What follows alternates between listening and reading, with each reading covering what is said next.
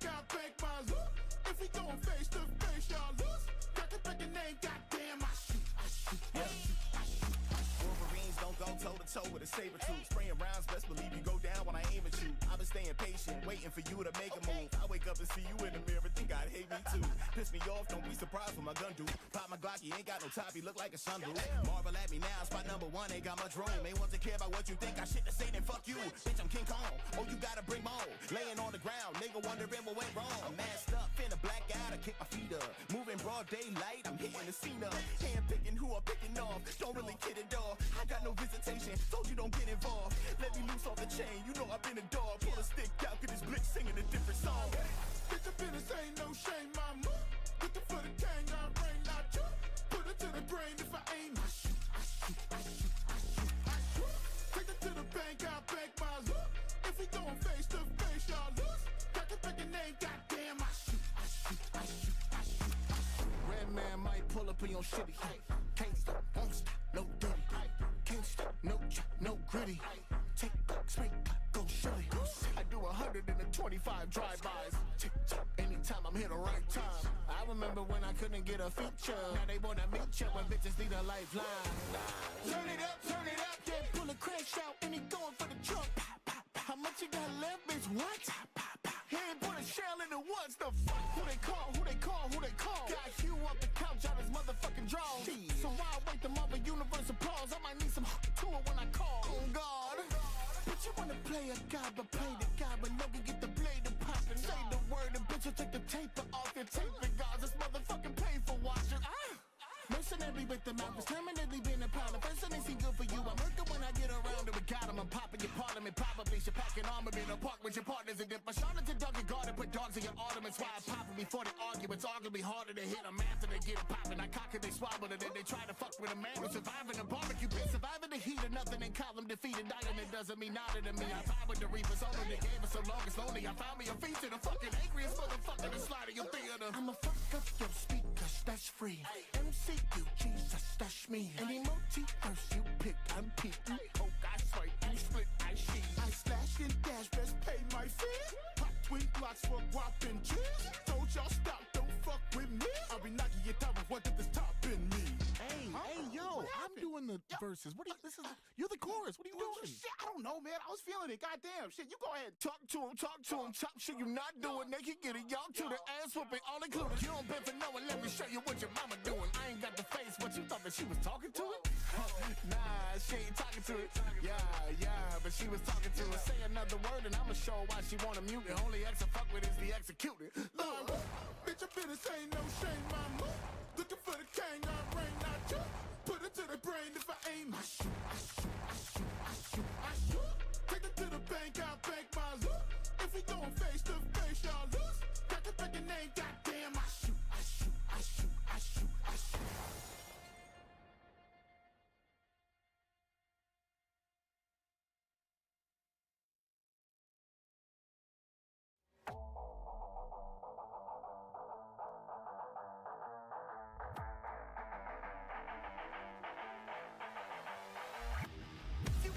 Put your motherfucking hands up. If you up in heaven, put your motherfucking hands up.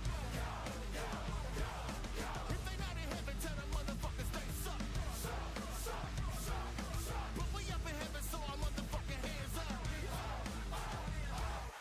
Bitch, I got a hell of a light. Heaven's the residence, but promise you I'm hell on the mic. I'm in your stereo, but bitch, I ain't no stereotype. Mano, I might dead you in the dead of the night. Just for fun, huh? Fuck with me, you welcome to try. The stairway to heaven's steep to go a step at a time. Sparta kick you every time you think to step on the line. Hell forever, bitch, I'm sorry you a devil inside. It's my time. Lil Wayne and I flick lighter. Bugs life, land on the shield when I switch vipers. Better tell your chick to relax, the bitch hyper. A solo beat, it could easily turn to a blitz cipher. Funny guy don't fuck with the snakes when I been viper. The venom course and get closer to hell when I spit fire. Oranges to apples, I crush you and sip cider. Put you inside, I spin cycle, fish barrel, get sniper. If you up in heaven, put your motherfucking hands up. If you up in heaven, put your motherfucking hands up. If they not in heaven, tell them motherfuckers they suck. But we up in heaven, so our motherfucking hands up. Fuck you think you doing all up in my crib?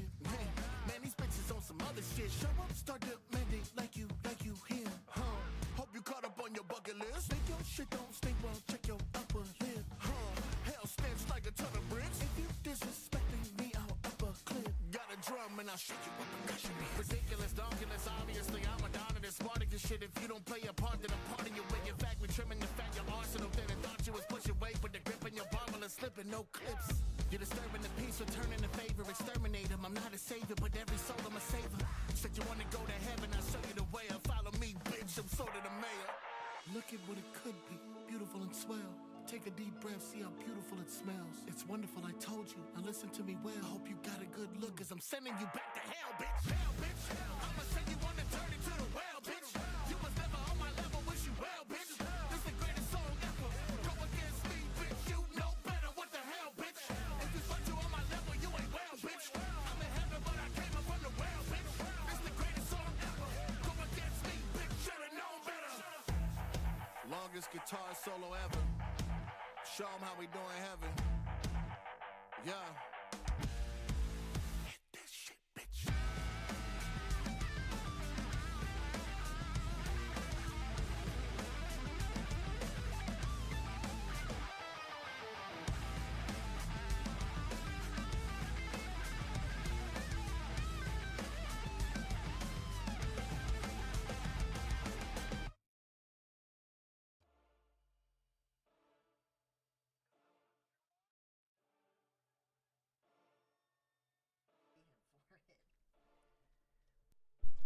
I want it on record.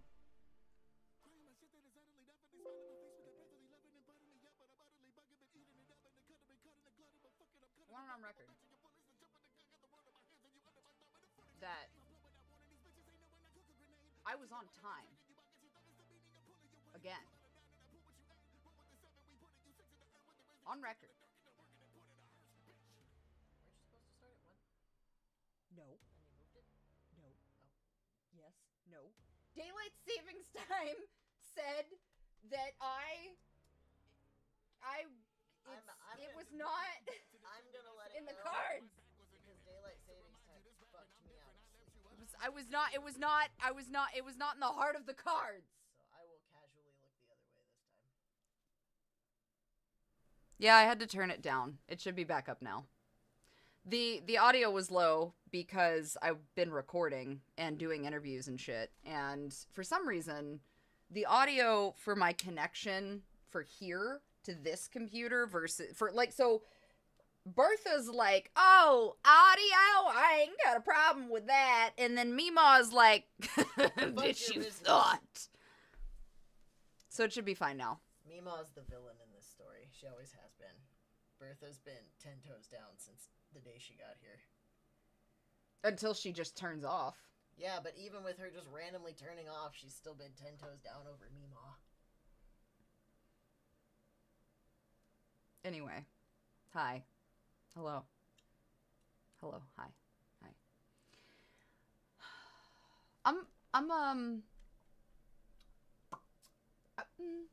want this at all. Drink it anyway. I sure am trying. How's everyone? How are we? How are you? How are thee? How are theys? How are these? I am far too sober. We're alive. That's a start. Yeah. It's sure been a couple of weeks. Cheers. Jupiter, Saturn, Mercury, fucking Neptune, in Gatorade? In this economy? Saturn shitting all over the metaphysical carpet. Oh yeah, I thought you'd like that. I needed to put Mira, in cam, but I, couldn't find a place to put my Deadpool bucket because Astarion is where the Deadpool bucket used to be now. So Astarion's over there. The Deadpool bucket's over there. And I was like, where do I put Mira? And I was like, perfect. Set her, right at the bowl. Have they seen the daddy painting? Which daddy paint? Oh. That's much worse. I don't know why. There's only one. The other one's not actually. What? Yeah, wait, that one's a painting. Well, that one is, yeah. That one's also a painting. I was talking about that one, but it's so dark I don't think they can even see him. Oh, nice. Yeah, listen, look. I think I talked about it, didn't I? I talked about the Pyramid Head painting, I thought, one of the streams. Didn't I? I don't remember. Did I not? That's why I asked. I just happened to look back there, and he's standing there menacingly. He's always standing there menacingly. I saw the daddy painting in the background for the tiger photo. Oh, yeah. Oh, that makes yeah, sense. that's right. I forgot that is... Probably. Yeah, yes, I talked about it. It's Zach Dunn. Zach Dunn's the painter on that. Phenomenal fucking painter. Didn't he do the super dope Gengar piece, too? Yes, actually. He did... He's done a lot of really cool shit. I just remember you showing me the Gengar. That's right! It was when I was in the Historical Society. I'm glad you know, because I fucking didn't. You remembered.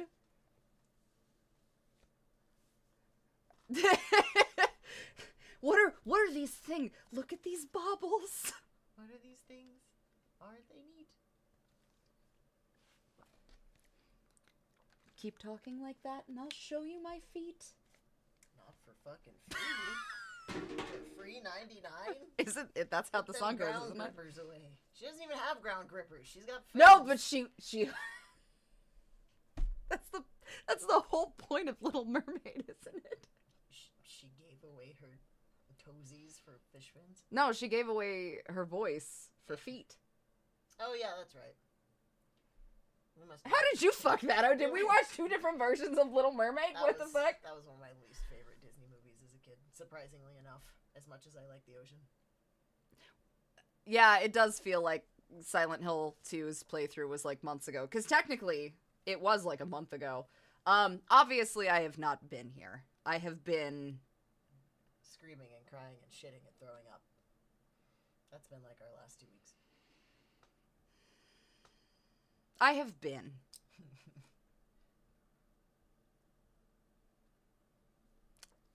Where do I start?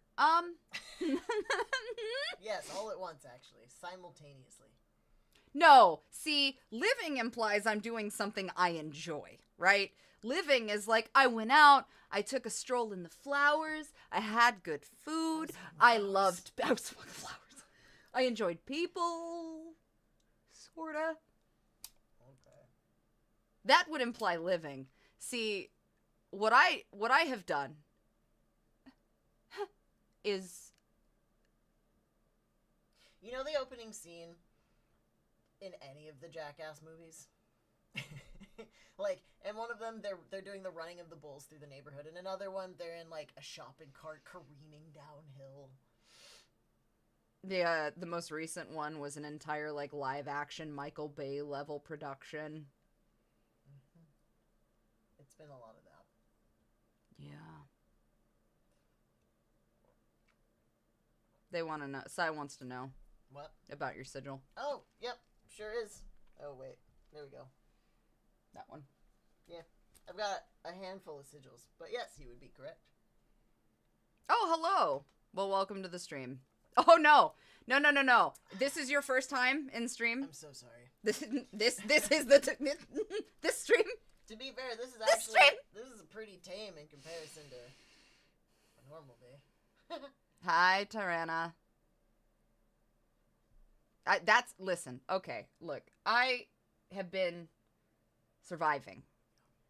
You know when you are, like, camping, right? You're camping. Here, hold on. You're camping, and you're like, Gee, oh, this is intense. we're gonna set up the tent. It's like 3 o'clock in the afternoon. We're gonna set up the tent.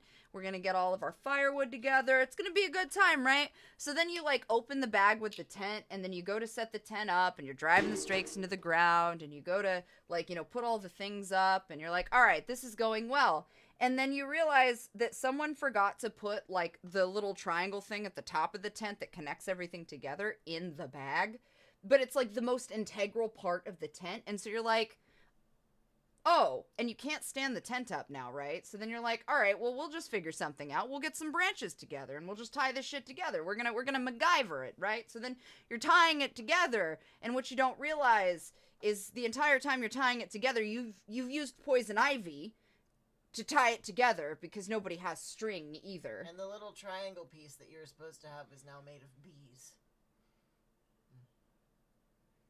Live bees.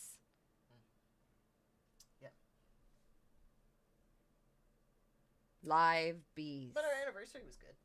Yeah, it was a nice anniversary. It was good. It was good. That was the light in the darkness. It was good. It was a good time. Okay. Where do I? So obviously we've had some fuck shit. I got really, really sick for like a week and a half, I think. Yeah, you stayed sick a lot longer than I did. I was sick pretty hefty, and being sick, obviously like kind of takes me out because I have this nasty tendency when I get sinus infections. My sinus infections 99% of the time turns into laryngitis and like bronchial stuff sometimes. This turned into like borderline pneumonia. So I was kind of like trying to get through it while also still trying to get work done, while also still trying to like exist as something that was not a puddle, and try to pretend I was a person. While all of this was going on, I had some background stuff that I was trying to complete that was professional jobs, while also ensuring that the commissions I needed to do were getting done. And also that I was still getting photo sets and content out that was required for the exclusives, right? For you guys, for all of the website links under officialautomivy.com. And I was like, all right, cool. So I managed. I handled it. I did it. I did the thing. I fought the law. The law did not win. I was okay. Sort of. Dying. It's fine. Meanwhile, let's start with the window. Let's start with the window. Let's start with the window. I mentioned at some point that our... That's right. The last time we saw you in this room, you were sick editing photos out of spite. Correct. Oh, yeah. The photos that were not sufficient quality that had to be re-edited. Were you doing those? Or were you editing Samus? I was editing Samus that time. I was thinking about the last photo set. You guys are you guys are sending me. The All right. Window and the Rock. Okay. Chapter 1. I need an insert. Chapter 1. This is a borderline just chatting and story time. We're gonna play something because I need it. I need it. Oh God, I need it. The window. So, I had a landscaper come out, right? Because we needed help trimming Grandpa and Grandma, who are like the really old trees that are in our forest that we live in. Because Grandma and Grandpa overhang over our fence line where the dogs go in the backyard, right? Hey, belated bless Samhain to you too.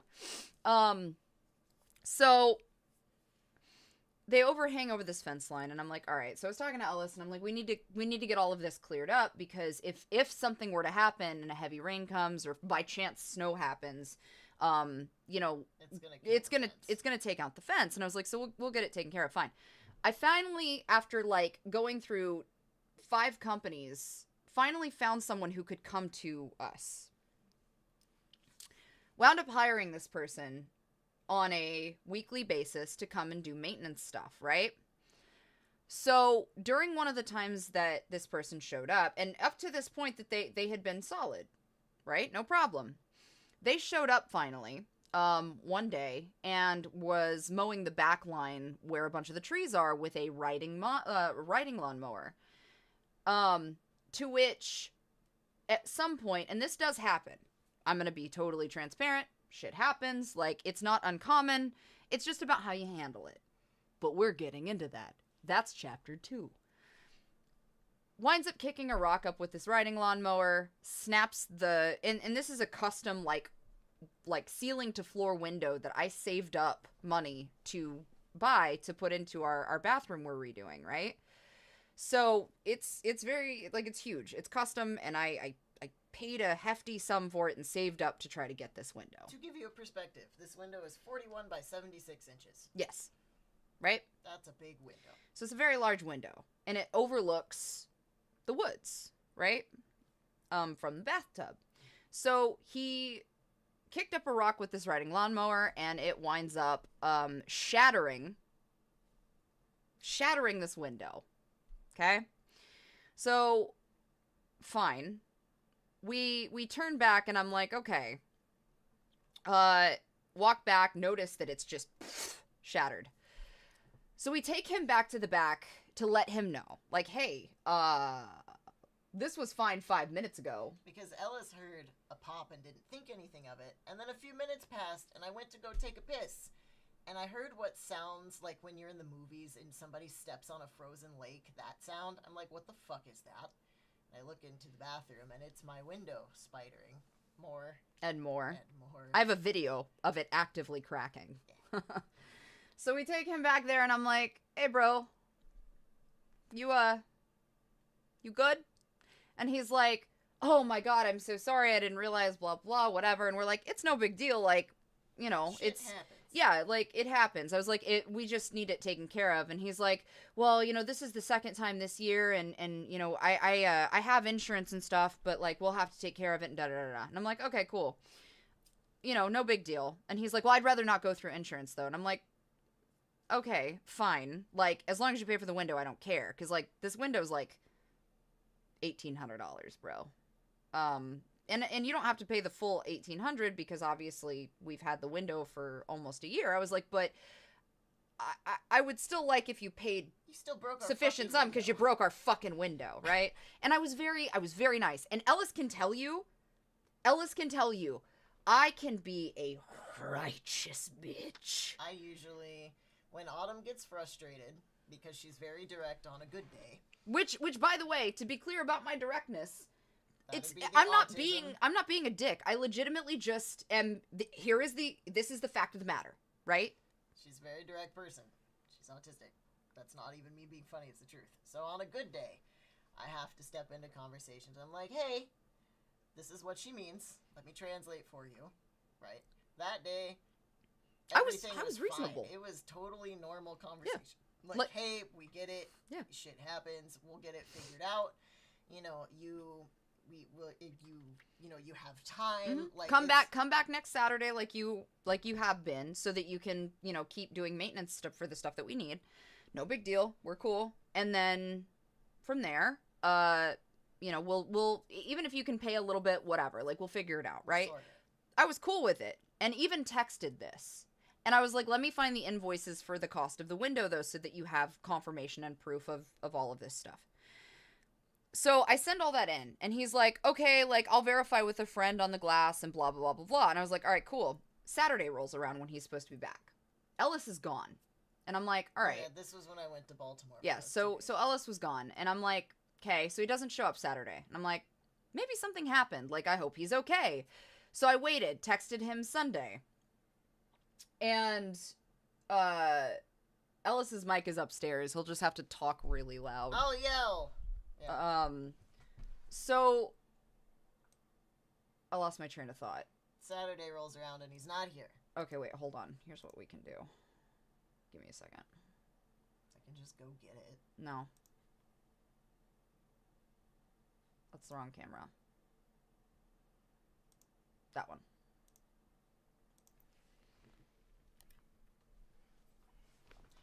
Luckily, it was not. This number cannot be reached. He just didn't. He just ghosted. Like there was nothing. No, like we had been texting each other. Like, Like that's the joke. Yeah. You're gonna get double audio, by the way. Because, you know. So, fine. Right? Whatever. You guys can't have both. You either you can't have both. So just turn this off and I'll just be loud. It's either that or you hold it next to your mouth, Well, because it's still gonna echo you. So just turn it off. not and it'll be necessarily. Talking to it. loud. Talking. Okay. Yeah, it's gonna echo. It doesn't matter. Fight God. You guys are just gonna have to use your listening ears. Okay. Saturday came and he didn't show up. So I text him Sunday. And I'm like, okay. Hey man, are you good? Like, I didn't see you yesterday. You were supposed to come to you know, to do the stuff, like to finish some of the stuff that was maintenance. And he was like, nothing.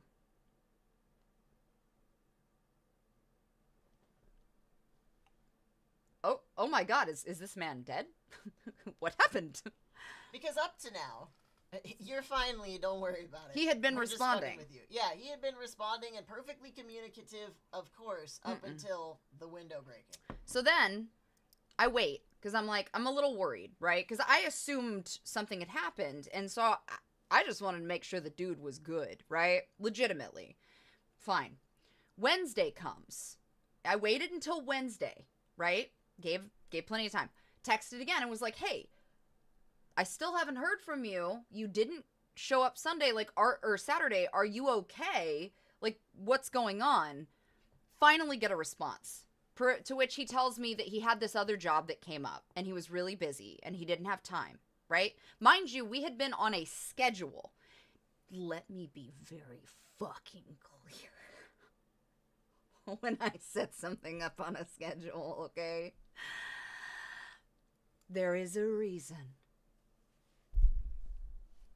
There is a reason that I set things up on a schedule. It is because I am the kind of person that benefits from ensuring that someone else's schedule is handled so that my schedule is handled. So when someone decides that they are going to break the schedule that we set up, it creates a disturbance. I don't like disturbances in my day and my schedule because it creates problems. You know what I mean?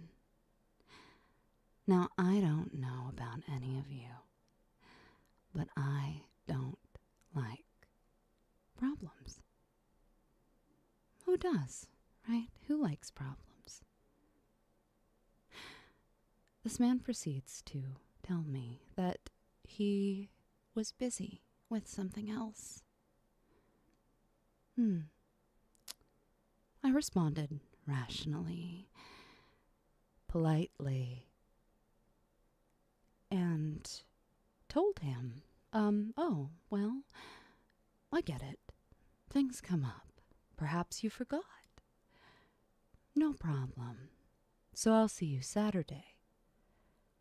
To which he responds to me, well, yeah. Great. We're back on schedule. Except we weren't. Because Saturday rolls around, and this man, once again, does not show up.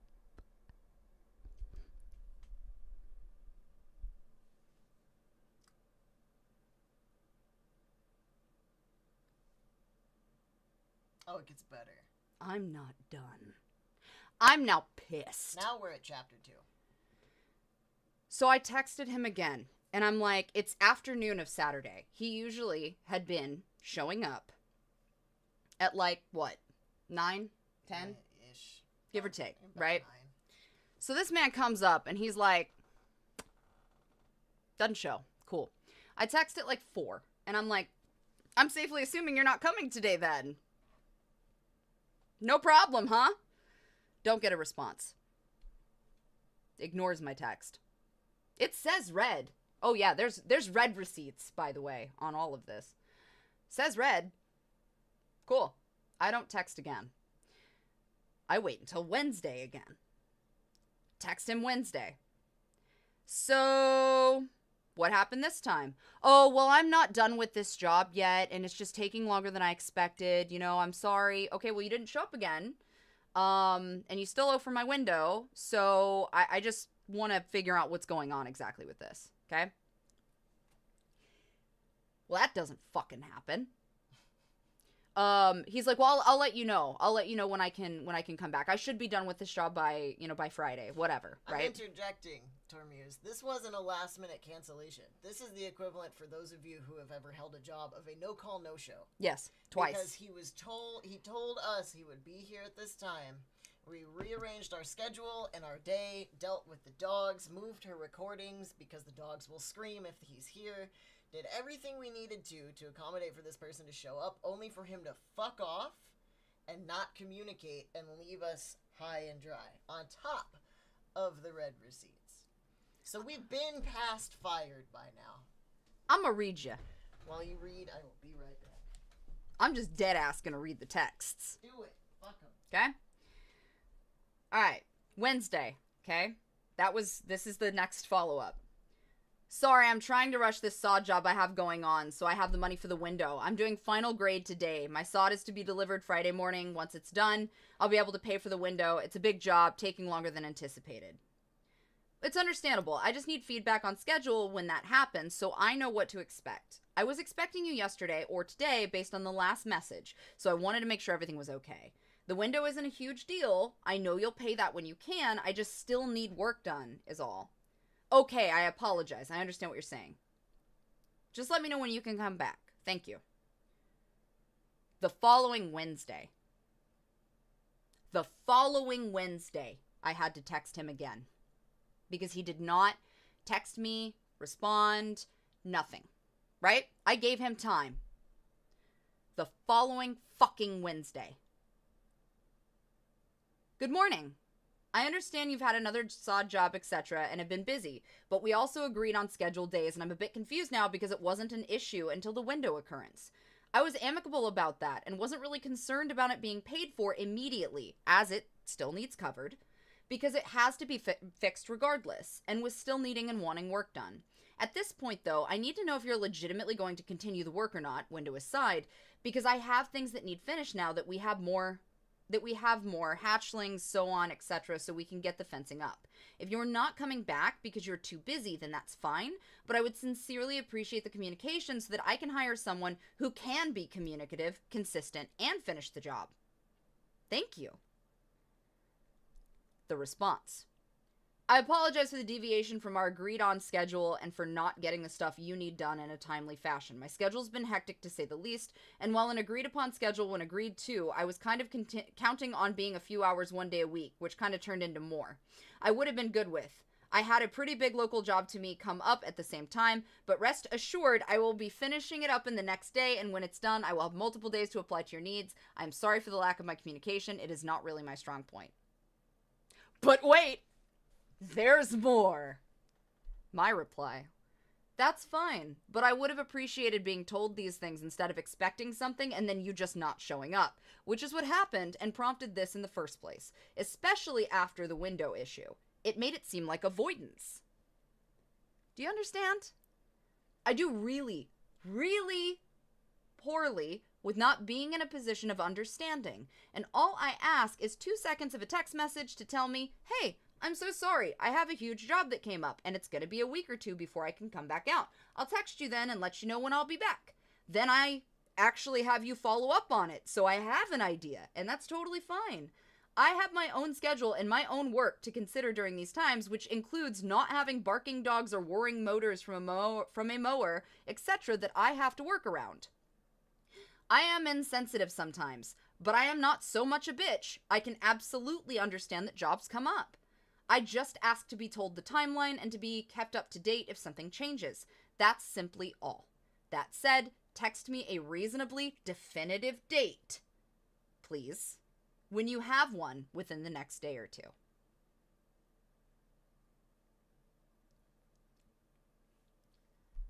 The following Wednesday, he does not respond to me at all. I have to send another message the following Wednesday. Hello. It seems that we're at an impasse for scheduling, and that's okay. Things get busy, of course. At this time, I just need fair compensation for the window that was broken so we can move forward. Thank you for your prompt response. I'm gonna let you guys guess. Was there a reply? No! If you said no, you get 5 points. I text him again on Friday. Good morning.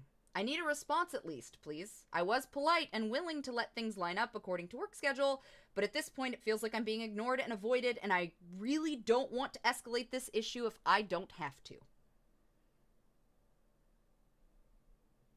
Do you hear that in the distance? That is the sound of no response! Again. Okay, cool. So, the following Wednesday. This will be the 23rd of October, right? I want to mind you guys that all this shit started in Sep-fucking-tember. Wednesday. Good afternoon. Checking in with you on the status of the reimbursement for my damaged window, please. A reply of some kind would sincerely be appreciated. Finally, get a response. Sorry I haven't responded. I will be able to forward 900 at the end of the week. Have you found someone else to complete some of the stuff you wanted done? My reply. I just want appropriate compensation for my window at this time. I'll check back at the end of the week accordingly. Thanks. I don't check back. I waited. No response. No reply. No text. No shit. This Wednesday. This past Wednesday. Hi, it's Wednesday. If you could have that money to me this week, it would be appreciated. Thank you. No response. No reply. Left on red. Yesterday. Hey, Saturday, and a week after you stated you would pay me. Please send me the owed amount today via Cash App, Apple Pay, whatever is fine. I resent the invoice because we had to pay out of pocket to fix my window. I couldn't just leave it, right? So then I had to pull money I was not expecting out of my savings, which is for other important shit, to pay for this window. Also, just so we're clear, I want the appropriate due amount, which is still more than the 900 you were supposed to have sent last week. They had to replace both panes for the seal because the first window shattered. Here's the invoice. No response, left on red. Today. This morning. Because I was pissed. Cool. Awesome. So, from your lack of response, again, I'm assuming that I need to proceed with small claims court and a submission to the Better Business Bureau then. I didn't want to do this with you, and I gave you ample opportunity to rectify the situation, including continuing work and paying on it as we go. Instead, you opted to actively avoid me and eventually ignore me up to this point. So, since you want to proceed in an unprofessional manner and still not respond or even attempt to pay me what's due, I guess I'll have to proceed with small claims and reporting you. So, take care, I guess. Finally get a response. I'm just having a rough time coming up with the money, but I guess I don't blame you. Take whatever actions you need to, I guess. I can't really say anything, and I don't have the money right now, so do whatever you need to. I asked you to pay literally anything, and you have lied to me multiple times over. So in that case, give me your insurance information then, please. No response.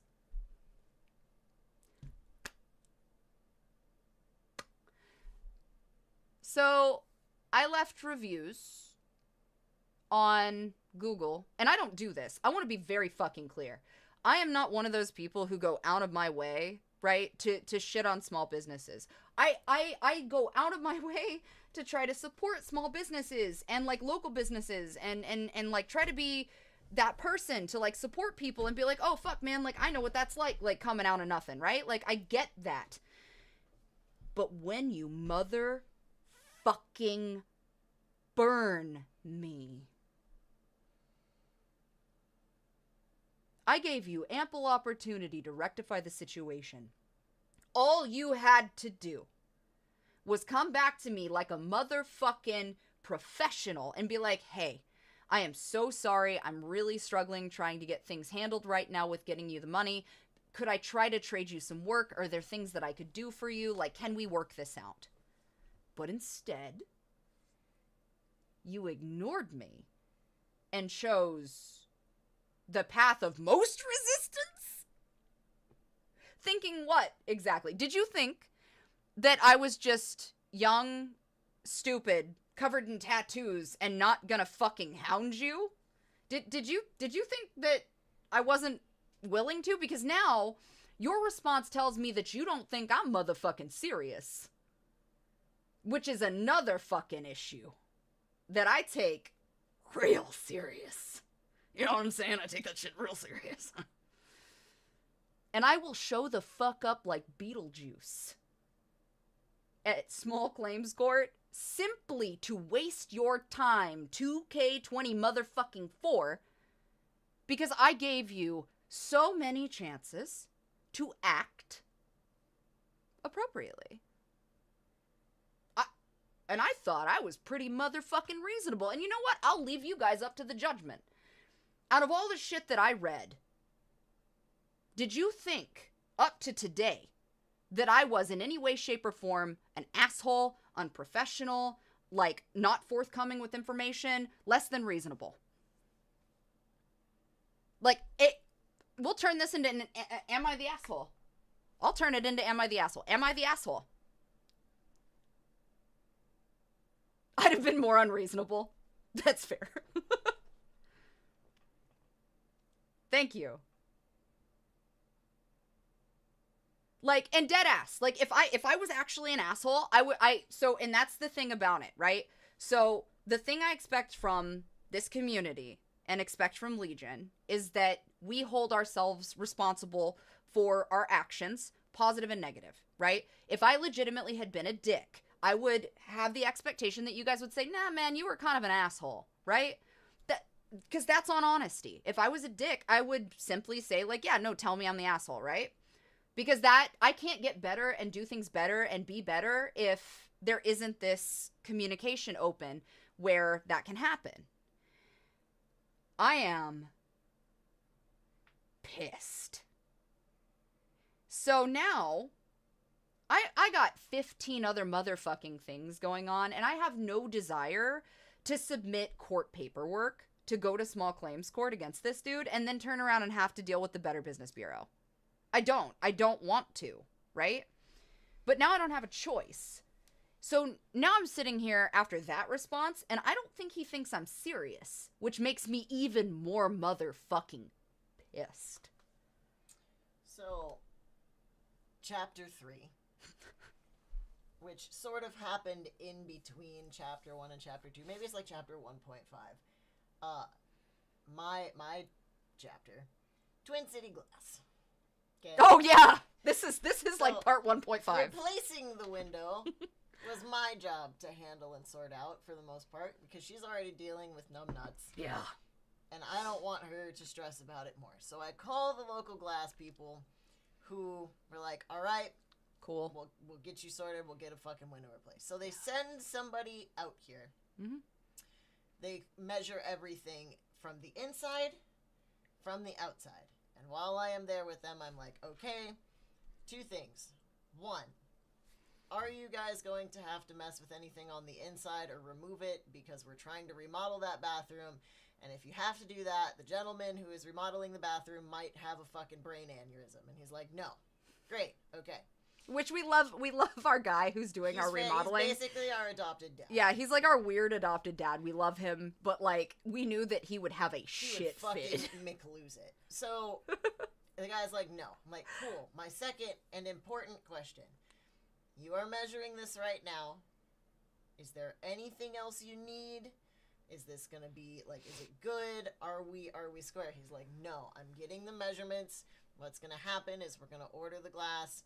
When it comes out, assuming that nothing is wrong with the glass, because sometimes when that happens, if there's like scratches or something wrong, they send it back because as a business they need to give us the glass that is flawless. Which okay, so they order the glass, and the first set of glass that comes to the shop, I guess, had something wrong with it. I didn't find this out until later. Fine, I don't really care. So it took them like 2 weeks ish. Maybe a little less, to finally get the glass. And they're like, all right, we're going to come install it. Like, dope. So they come out 8 a.m. that morning, and the guy's, like, looking at the window. They clean up, like, some of the old glass and stuff that's still kind of, like, in the frame and stuff outside, and get everything sorted. And then they tell me that the glass is the wrong size. And I'm like, out here, ready to go.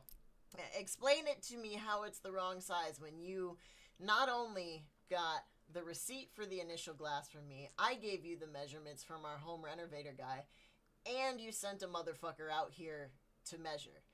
Well, and I couldn't take it out on the guy that told me this because they're literally just the dude that installs it. It's not his fucking fault. So I call and talk to the manager, who is about as useful as wet tissue paper and twice as smart. And he's like, well, sometimes it just happens. I'm like, cool, so how fucking long is it gonna take to get my window? Because since there's only one pane of window, I don't know if you know this, but it's fucking cold back there because now it's not insulated. Yep. Well, we have to reorder it, and just like last time, if anything's not perfect, we'll have to reorder it again. I'm like, get me my fucking window. So another week and a half passes, and they're like, okay, we have the window ready. I'm like, are you sure? Are you positive? Mind you, and I'm going to interject for 2 seconds. Mind you, okay? And I want to be very clear about this. A lot of this stuff sounds relatively trivial. Frustrating, but relatively trivial. This is difficult because I work from home, right? And I understand that there is this weird stigma, and I'm going to get into that in a second. But there's this concept that because I work from home and I do, like, I stream or I do, like, exclusive stuff or I do photo shoots or whatever, that there isn't a requirement for, like, my needs in my space. The problem is that I also professionally record from this office, which means that I can't have people coming in and out of my house. I can't have a bunch of noise. I can't have the dogs freaking out because so-and-so showed up unannounced. Like, I have to have a proper working environment, right? So there's a reason, because I have jobs that show up. I had 3 jobs back to back during all of this happening where the email was like, hey, this is due tomorrow. And I was like, fuck me, I guess. I mean, like, and I can do that. I'm happy to do that. It's my job. It frustrates me, but I can do it. It fucks me, though, if I have this shit happen and then my professional job is then affected because of other people's fuck shit. Continue. So, they set up the scheduling, and finally, they come out, and they get the windows replaced. They get almost all of the glass cleaned up. There's a few small shards out there under the window. It's not a big deal because it was like, oh, here's a glass shatter. It's like, no, all the pieces are like this big. Like, it evaporated, kind of shattered. Yeah. So the window is fixed, and it's finally done. But on top of shithead not communicating, not paying anything, completely evading the issue, we had to pay basically another like $2,000 out of pocket when we had saved up for this motherfucker the first time, because this isn't a house we're renting. This is our house. Yeah, this is our forever home, like, because buying a house is bad enough. So we had to pay for it again and then fight with the fucking glass people on top of it, because for some reason my measurements, the receipts, the word from our fucking guy that put it in, and the dude that came out and measured it still wasn't enough. So, like, bruh, first world white people problems. But at the same time, like, damn, bitch. And that's just the first 3 chapters. That's literally just the window saga. Yeah. Just the window. That's the window saga. Mind you, I feel like this is the parallel to the Bob's Fridge episode. A little bit. So mind you, the all of this is still going on, and I touched on this a little bit before, because the FBI shit with that shit is still happening. And if you don't know what I'm talking about, you missed it. You missed the episode. It's a shit show. The FBI is involved legitimately. There is a formal report about this person. Stalker and harasser, long story short. Very, very dangerous threats towards Autumn and in public places. And public places. That's the TLDR. That's all you need to know. That's been going on. There is a reason I didn't talk about it. I didn't make it public. I don't make a big deal out of shit in my life, even when it is a big deal. Because for me, that's not it, right? No, we're like, we deal. We're good. The Fine. window was more frustrating than the FBI thing, if I'm being straight with you. Yeah, no, the FBI. Well, no. So the detectives and the FBI agents have been chill as fuck. Yeah. I'm not gonna lie to you. Like, they have been very polite. They have been very how very Portland of you.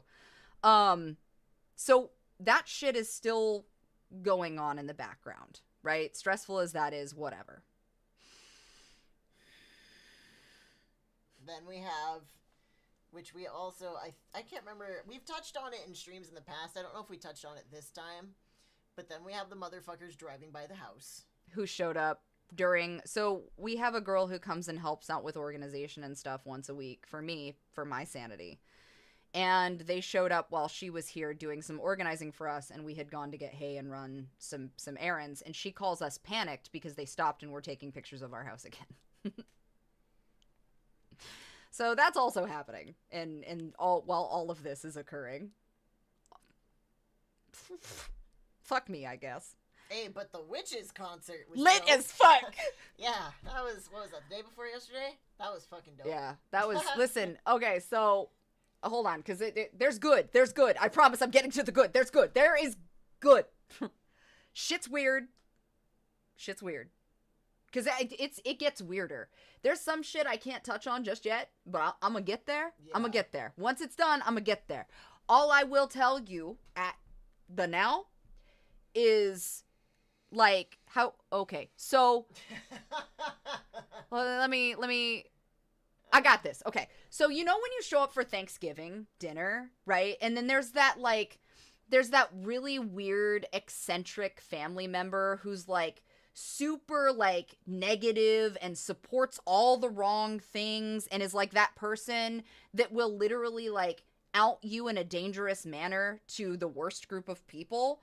But they're so nice and they're so kind that when you bring your friend to Thanksgiving dinner, they meet your family and stuff, and they meet this person, and everybody knows about this person in the background, but your friend doesn't. So then your friend is, like, chatting it up with this person, and they have a really great time. And then you're like, okay, cool. And then the friend comes back later, and you guys, great. Yeah, and they were like, okay, cool, like, no big deal. But then they, like, find out that Aunt Susan is actually, like, Voldemort. Okay? They find out that it's Voldemort. But they weren't aware of it. And so then you have to explain to your friend that this person is actually Voldemort, and then they feel really stupid because the only reason they came to dinner in the first place to, like, chill and have this, like, fun back and forth and shit was because somebody they trusted invited them to dinner. Right? But the problem with this person is that now they know who you are. Right? So now Aunt Susan knows everything about your friend. And your friend could have done without this whole mess. This cannot be put back in the box. Yeah. So that's just, it's Schrodinger's cat, except the box has been open and Schrodinger's cat is actually a pissed off badger with rabies. Okay. So I'll explain. I promise you. Just not yet. Just not yet. Just not yet. There's your metaphor to give you the gist of that. That's like chapter 6. We jumped around a little. I want a nap.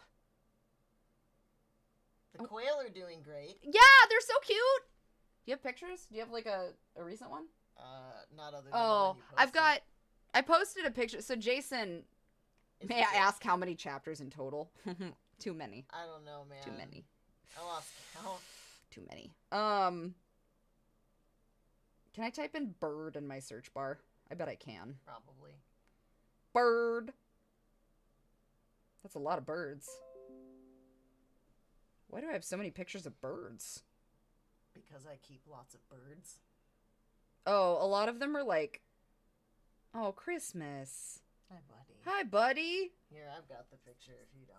Ellis is going to pull it up. But, so, I guess Jason, so we have Batman, who is, like, he's not almost entirely, like, black anymore. Not bird pictures. But, Jason, there's Batman, who is really nosy and one of the first ones born. And then Jason is the only red quail. that came out. He is an asshole. I love him, but he's a dick. And so Ellis comes and brings Jason in our carrier to come and visit me and tells me, you need to talk to your son. And I'm like, why? And he's like, and I guess Ellis had gone to feed him, or had gone to feed all of them. I didn't feed them fast enough, and he decided that the answer was to start, like, kicking and pecking at my hand until I gave him food. Like a little dick. So oh no, Ellis made the crowbar joke. Look at how pissy this bird is. That's Jason. Like, here, look, hold on. So the quail are great. Look at it. That's a fucking quail with angry eyebrows. Dick-ass bird. So that's Jason. And if you don't understand the reference, if you don't, it's Jason Todd. So like Red Hood. Yeah. So Jason and Batman are like together. And then Betty is the best. And Uno just likes to hang out. Uno was the very first one born. And Uno knows. Like, you know Uno because Uno, like, yeah. Uno likes to roll around in the food. Yeah. So, let me button up the conversation here. Because a lot of stuff, all at once, I'm McFucking losing it. If that wasn't obvious, while also trying to still, like, maintain schedule. I have 2 audiobooks that need to be completed that I'm in the middle of recording on top of that for professional purposes. Like, I'm under contract. Like, these are pro jobs. And then I've got some other things that are ramping up that I need to pay attention to. I haven't been able to put out auditions because all of this shit has occurred. And then I've got 3 massive costume builds that I can't do because of... I don't have time. And the reality of the situation is we had a fantastic anniversary. Yes. But taking 2 days away for our anniversary did nothing but set us backwards. Again. So also combating that, yes, we did get tattoos. Yeah. That was good. That was a positive. That was a nice stress relief. Yeah. Which mine's not done. And neither's Ellis's. Ellis still has to get his shaded. I'm excited though because it's beautiful. Mine's gonna take at least 2 more sessions. Yeah, and then Geometry Daddy is done, but we still have to add like because my whole leg is supposed to be done. The bottom half of my leg is supposed to be done. Oh, so good announcements since we're here. I will thank you. I appreciate that. 7 years. Yeah, it's been 7 years this year. So good news, good stuff, good things.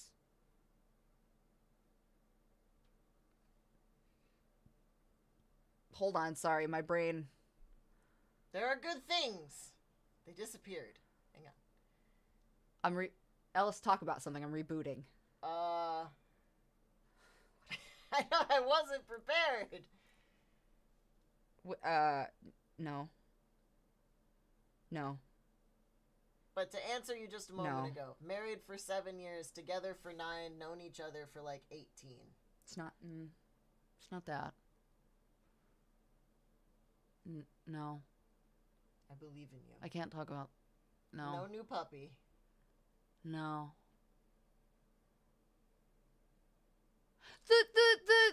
Somebody took the feed store cat. Oh, that was today. That was the other thing. That's chapter 7. That's not even just chapter 7. That's like the 13th reason. John Wick. There's 2, okay, hold on. So, there's 2 cats, okay? There's these little boys, so they're cute. And somebody dropped them off at the feed store last year that we go to pick up hay for the horses when the fields aren't grown in. Because, like, sometimes we have a lack of rain and the fields don't come in enough to feed all 4 of the horses, right? Okay, so, fine. So, somebody abandoned these 2 kittens at the feed store, and the feed store was like, fuck it, we'll keep them. Barn cats are great because they keep the mice down, and the mice will eat the feed if they're not careful, right? So cool. So it's this little Siamese cat and this little gray cat, and I love them. They're brothers. And they're brothers. So we have gone to this feed store right? And we've watched them grow up For a year now. Yes, and like I just saw him like a week ago. Like a week ago. And so we came up to the feed store today cuz we had to grab some hay, and the little gray boy was like on, cuz they sleep under the heater on the counter where you pay cuz it's comfy, and they have like an overhead heater thing that keeps everybody warm. Cuz it's a warehouse. I mean, it's a feed store, right? So Gray Boy was like hanging out, and I'm like, all right, bet. So I start petting him and loving on him and telling him that he is the best. And the feed store girls who know us, because again, I mean, like oh, obvious.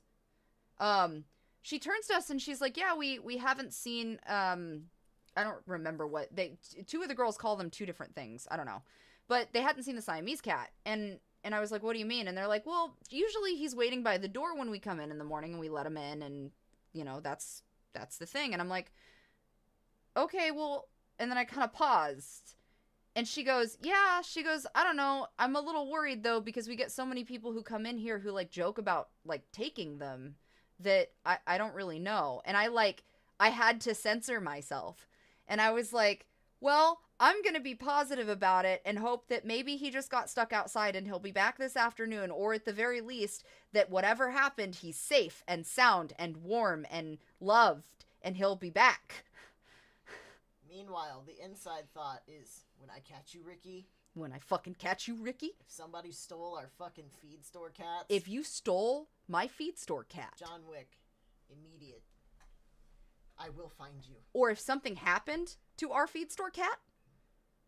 That's not even our cat. I want to point that out. That is not our cat. It's our cat by proxy. But that's our cat by proxy. So that was today. I will find you. And I will find everyone you've ever loved. I will take back our feed store cat. And then I'll let you live in the basement. Okay. I don't ask for much. Don't fuck with cats. That's it. Don't fuck with my cats. I'm a very simple creature. That was not what I meant to talk about, though.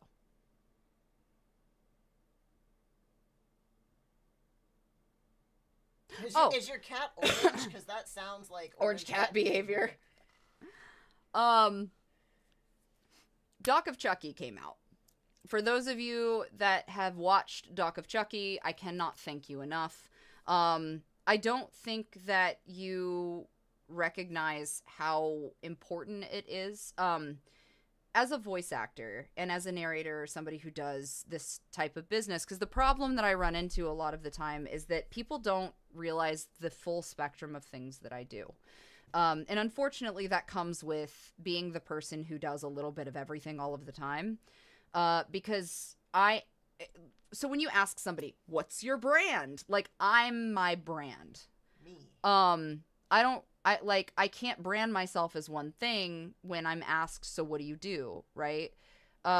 It's really, really difficult because there's so much that I do. So Doc of Chucky, though, was important because not only was it an opportunity for me to, in some way, shape, or form, have a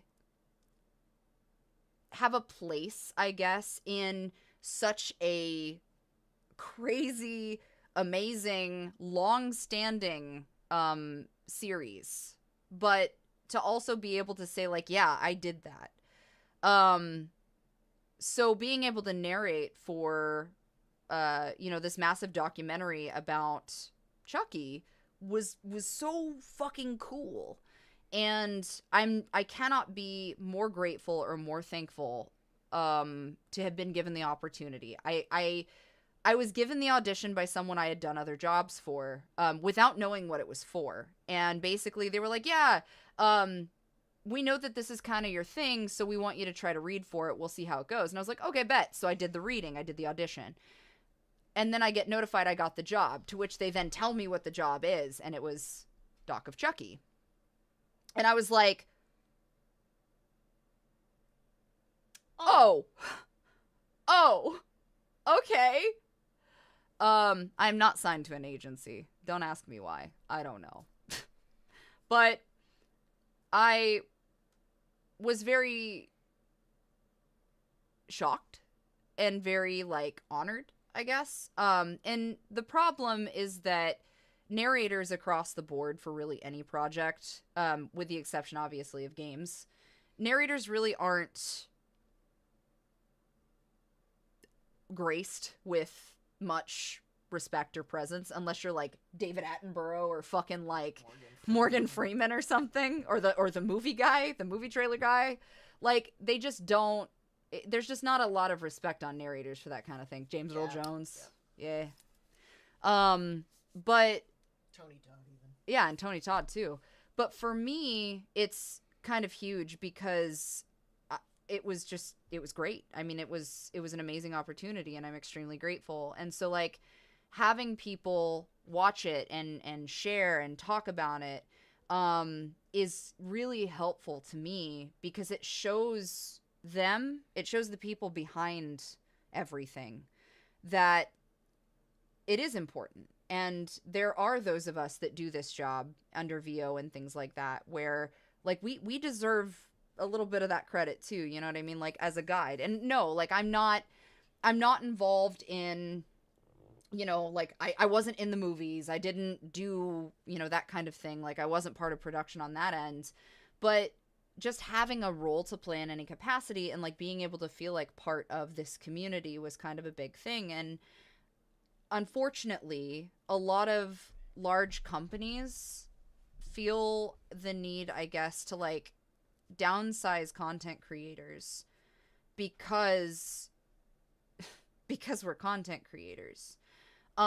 It was very strange because I'm grateful, but one of the articles that mentioned me, which, again, I'm just happy to have been mentioned at all, because that's not gonna usually happen ever. But one of the articles that mentioned me specifically was like, social media influencer Autumn Ivy, and I was like, what do I influence? Am I an influencer? Is that what I do? Like,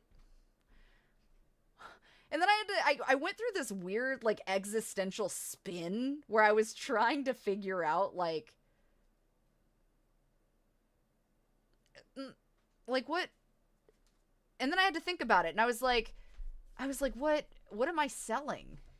What are they selling? Like, what am I selling? Am I selling something? What am I, like, what am I influencing?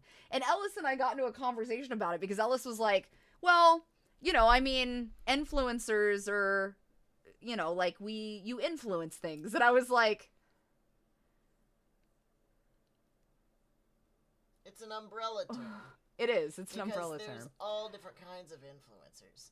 Just like, you know, like you just said, she can influence people with motivation, or, like, influence, you know, cosplay or even cosplay trends. There are other people that can influence you on, like, clothes or what game to play. So influencer is an umbrella term, and that's why it's kind of a problem and shit on. Yeah. Is because typically when people think of influencer, they just think of, like, oh, that's just a person with a big fan base. And a lot of times they also get slapped with the stigma and assumption of entitlement. Yeah. Because that's what the media has turned them into. But realistically, being an influencer is just, you have a platform, cool. Like, yeah, exactly. So the Paul brothers, right? Can't fucking stand them, but they're influencers. You know, but that's the thing of it, though, right? Is, like, out of everything that you could have chosen, that's what we went with. Which, for me, and I don't think it was malicious. No, not at all. Still... Again, I'm grateful just to have been mentioned. Seriously. Right. It's just something to think about. It's one of those things, though, where it's like, you put me in this box that I didn't really feel like I fit in the first place. And, like, yeah, and that's what I said. I was like, content creator? But as you could have just said narrator, voice actor. Like, all of these things apply, and I have the credits to support that. This bitch. This bitch. So it was just very, like, it was very strange. But the reason I'm bringing this up is, one, super grateful. If you have not watched Doc of Chucky, it is an odyssey. But it goes super in depth into everything that is Chucky through all of the films up to the television series. Which is nuts. Like, it is nuts. So if you guys do, the likes, the shares, like, obviously is very appreciated. Having a role to play in that at all was super important to me because it's something that I could say that I got to do. And especially because, I mean, fuck it, I'm already talking about this. All right, so here's the deal, right? A lot of you are aware that, like, I do the photo sets, I do videos, I do audios. Like, I work in all realms, right? And I think that there is this thought process that because I do those things, the wink wink things, that I can't transcend and keep moving through and to do all of these other things. And I get labeled with a sticker immediately because I do much better with the adult crowd, right? In terms of that stuff. It's difficult, though, because that's my sticker. And even though I do 15,000 other things, it's like the assumption is that for some reason, because I do that, I am not good at other things, even though I've been doing other things just as long.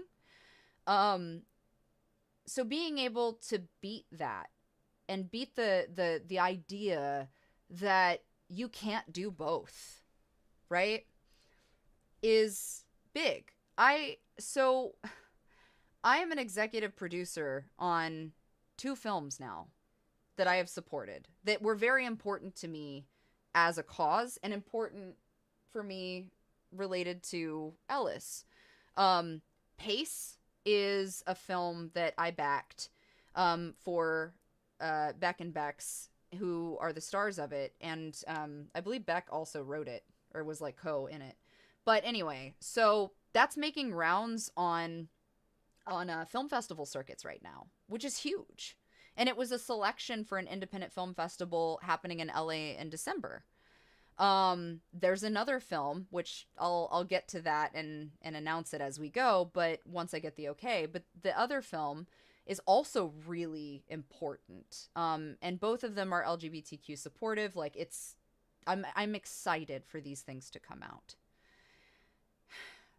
So having all of this other stuff and then also doing these things on the side, like, one hand supports the other. I like to create. I like to do. And I like to make things that make people happy, no matter what that is. You know?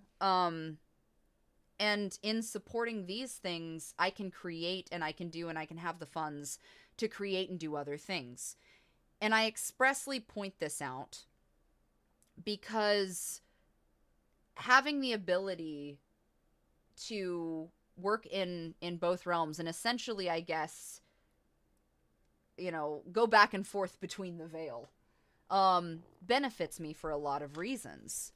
And having EP credits is huge. I have acting credits. I have voice acting credits. Like, you know what I mean? I've got a lot of things that I do, and being able to support my family, support the animals, support the rescues, like, you know, try to work towards betterment while also balancing out these other things that I do is important, right? I have things I got to take care of just like everybody else does. It also means I don't stop.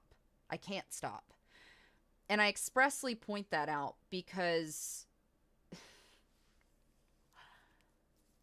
there was something that got said recently about a series that was released. And it was important for me to hear because it was true. And it was about how large companies, large production, Hollywood AAA shit, right? They frown on people in an independent level, like YouTubers or TikTok creators, and we're immediately discounted because that's what we do. There's this concept that we can't somehow be talented and tied to this thing.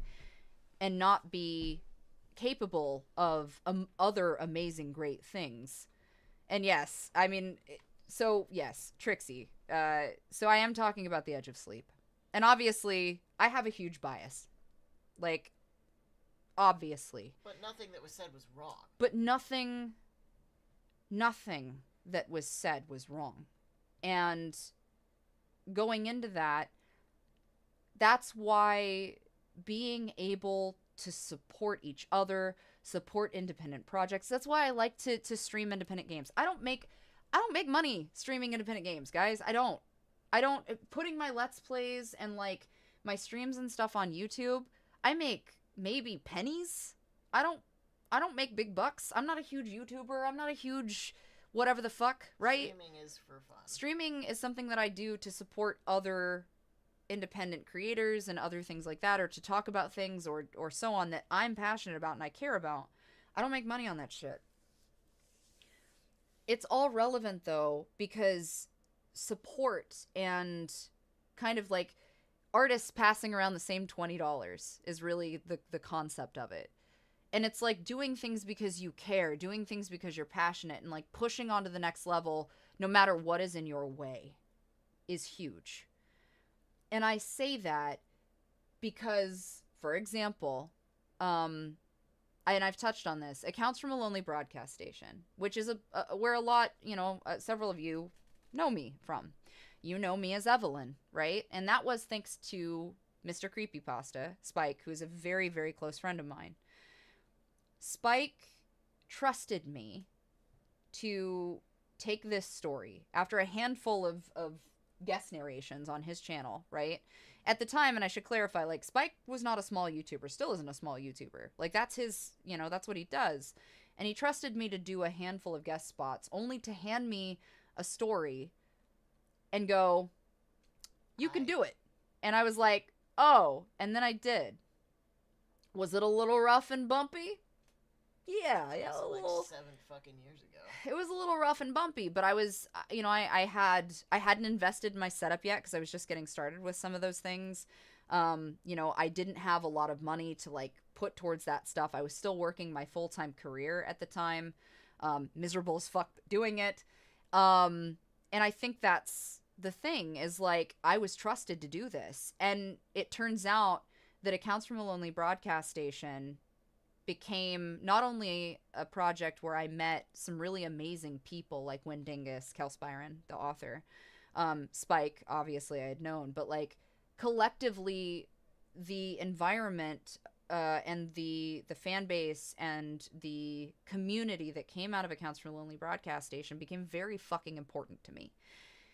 And I don't touch on it very often, but to this day, and I still get this, every so often I get a message, a private DM, or I get an email from someone who tells me that Accounts is like their comfort, their safety. And I've had more than a few people send me messages telling me that Accounts was one of those stories that legitimately helped save them, in a sense. Whatever way that was for them. And I have them still. I keep those things because they matter to me. And I remember Wynn going through a really, really rough time, and, she hadn't finished the 3rd chapter, and it was just not good. Everything was bad. A lot of things happened. It's not my place to discuss it. She can talk about it. But what I can say is that it was rough. And I sent her an email that I got from someone who was just so sweet and so passionate, and basically laid everything out about how they had gone through this really rough time, and how, frankly, they almost checked out. Like they almost punched their own time card. They were done. They didn't want to fuck with it anymore. And the story about these characters, that despite all of this weird fuck shit going on in the woods, was so human and so important about getting through it and like managing as a person and trying, like you were your own monster and working through things, that it made them take a step back and like really try again, right? And I sent it to Win. And I was like, I blah, blah, blah, like a private message. I know these things. But I want to send this to you because I think it's important for you to read as much as it was important for this person to write. And I sent it to her. And then some things passed, and a couple months later, I got a message from her. I hadn't heard from her. I got a message from her saying that she was starting to write 3, the 3rd chapter. And I told Win, when she sent that message, that I would do anything in my power that she needed me to do to see it through to the end. Anything in my power. And I did. And we, you know, it was a lot, but she finished it. She kept her promise. She finished it. And then we recorded it. And then from there, she started writing the novel. And now we have, you know, Accounts from a Lonely Broadcast Station as a novel that she published. She self-published. She busted her ass. She wrote the fucking thing. She added extra pieces that she wished she originally wanted to add and didn't, you know, in the first run. And now I'm happy to say that the recording portion of Accounts from a Lonely Broadcast Station novel, the book for book 1, the recording is done for the audiobook. Joey Sorless plays Finn. Mr. Creepypasta, of course, comes back as Daniel, and myself as Evelyn. So audiobook is on its way. Maine is currently in editing hell, trying to get through it. I'm looking at trying to license music from an extremely cool musician named Behold. And if you haven't checked them out, you definitely should. Send them my regards. I don't want to talk too much about that yet because like I still have to email them back. But I'm hoping to license some music from them because it is fucking banger. It's so good. And like I've never heard music that sounds like Accounts, but it's fucking perfect. And it's capital BE/hold if you need that. But so we're working on finishing the editing for all of that. Wynn announced actually within the last week that she is working on book 2. So I'm hoping, fingers crossed, nothing goes crazy awry, but please keep your eyes open for the release of Accounts from a Lonely Broadcast Station for the audiobook for book 1 around Thanksgiving. That way you guys have it for when you travel. You can listen to it when you need to get away from family, or if you just want something fun to do for the holidays. That will be available soon. And I will give you all the links. We'll make sure that we are running stuff on the channels and giving teasers. If you are subscribed to anything under my exclusives, I will be sending out a teaser for you guys for free as part of the process. But yeah, and we're going to have a bunch of really cool merch coming. We're working on looking at cassette tapes that have some specialty characters that's exclusive. I have to work on that. Now, let me be clear. I say that because the promise that I made to Win back then has stood the test of time. Accounts, if I'm being completely transparent, obviously production for an audiobook is not cheap. Paying your actors, and I'm grateful because we kind of have the benefit of Spike and I having worked together for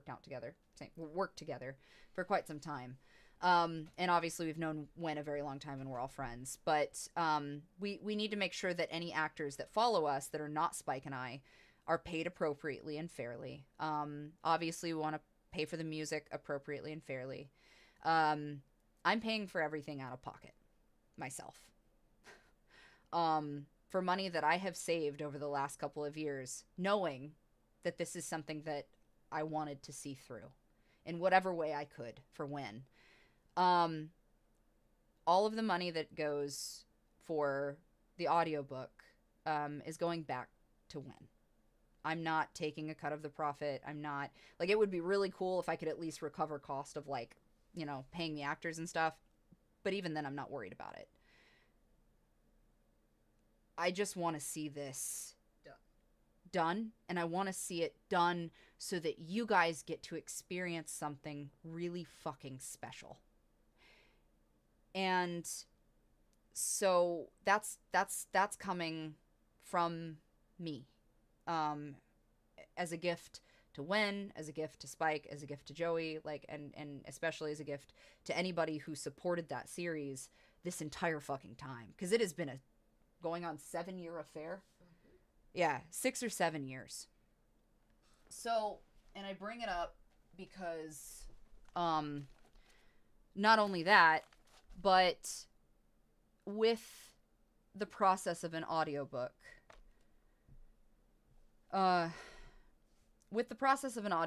also comes other things, especially with Win working on book 2. And I mentioned it takes time, right? This is 7 years in the making for a lot of this shit. Everybody who has ever had something that they really, truly gave a fuck about, like a true, honest to God fuck, you do it or you don't. You keep your promise to yourself and the people around you, or you don't.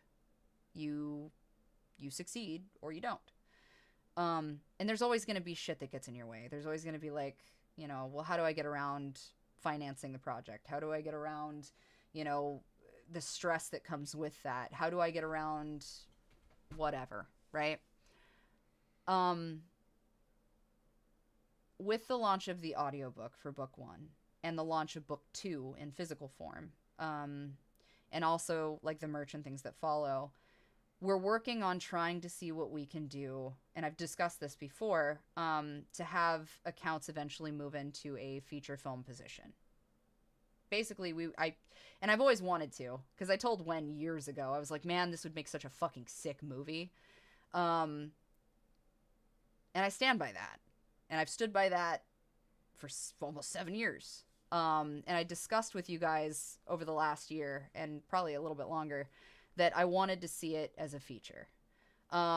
So it's crinkly because I'm an animal, but this is the first draft script for the film for accounts.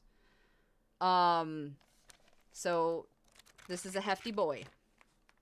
Now I want to be clear that Monty Light, who was the American Courtyard Productions, Monty did Bittertooth. I worked with Monty on Bittertooth. But Monty assisted Kel and myself in the first draft of the script. Now there's, of course, it's a rough draft. It's the first draft. But we're going to start working on the rewrite now. It's time. Now that I have completed the book 1 recording, and this is technically book 1's film, it's a lot. It's a lot of undertaking. It's a lot of bullshit. It's a lot of money. It's a lot of everything. So eventually I'm hoping to work towards getting the script finalized. So basically it's going to be in phases. The script's going to be finalized. Once the script is finalized and we all are good to go and Win is happy, then we're going to move into the pitch portion of it where we start to work everything out. Once we have the pitch solid and we can get that done, and start to kind of figuring out like who would we like to see, who are our expectations for characters and so on and so forth, that's when we start looking at the budget. And the budget is going to be the true shit show and bane of my existence, but you know, you don't get a project done without a budget. One step at a time. Yeah. So I'm working in phases on this, but I'm intentionally telling you guys now, because it's such a huge undertaking and such a huge motivation in project and to get there, right? And I'm under no illusion where it's like, oh, I need this to be big. I want this to be in theaters. Like, of course I fucking do. Like, that would be sick as fuck. That's not my expectation, though. I simply want to make this thing, even if it's just a YouTube release that we throw up. I don't care. I just want to see it. And I want Wen to see it, because I can't express to you guys what it's like to see something that you created that you breathed everything of yourself into, the trauma, the bullshit, the good times, the bad times, and to see it live in front of you. Like, that's it. You see it. You're experiencing it, right? Something from your brain exists. And I promised Wynn that I would do everything that I could. And I'm standing by that. So I'm trying to state it now because I'm also holding myself very responsible, because it is such a huge undertaking. And a lot of it is a thing where I'm like, all right, I have to orchestrate this. With that said, I will keep you guys privy of everything. The big thing right now is getting the audiobook. If by some happenstance we could push the audiobook and get it into the right hands, there is always that chance that the right fucking person who could be a producer or an executive producer and fund us hears it and goes, that's the thing. Let's fucking do it. Like, that is always a possibility. There's always something going on. So yeah.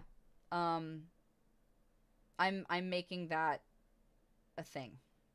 Because it's very important to me personally, and I want you guys to see this thing. Like,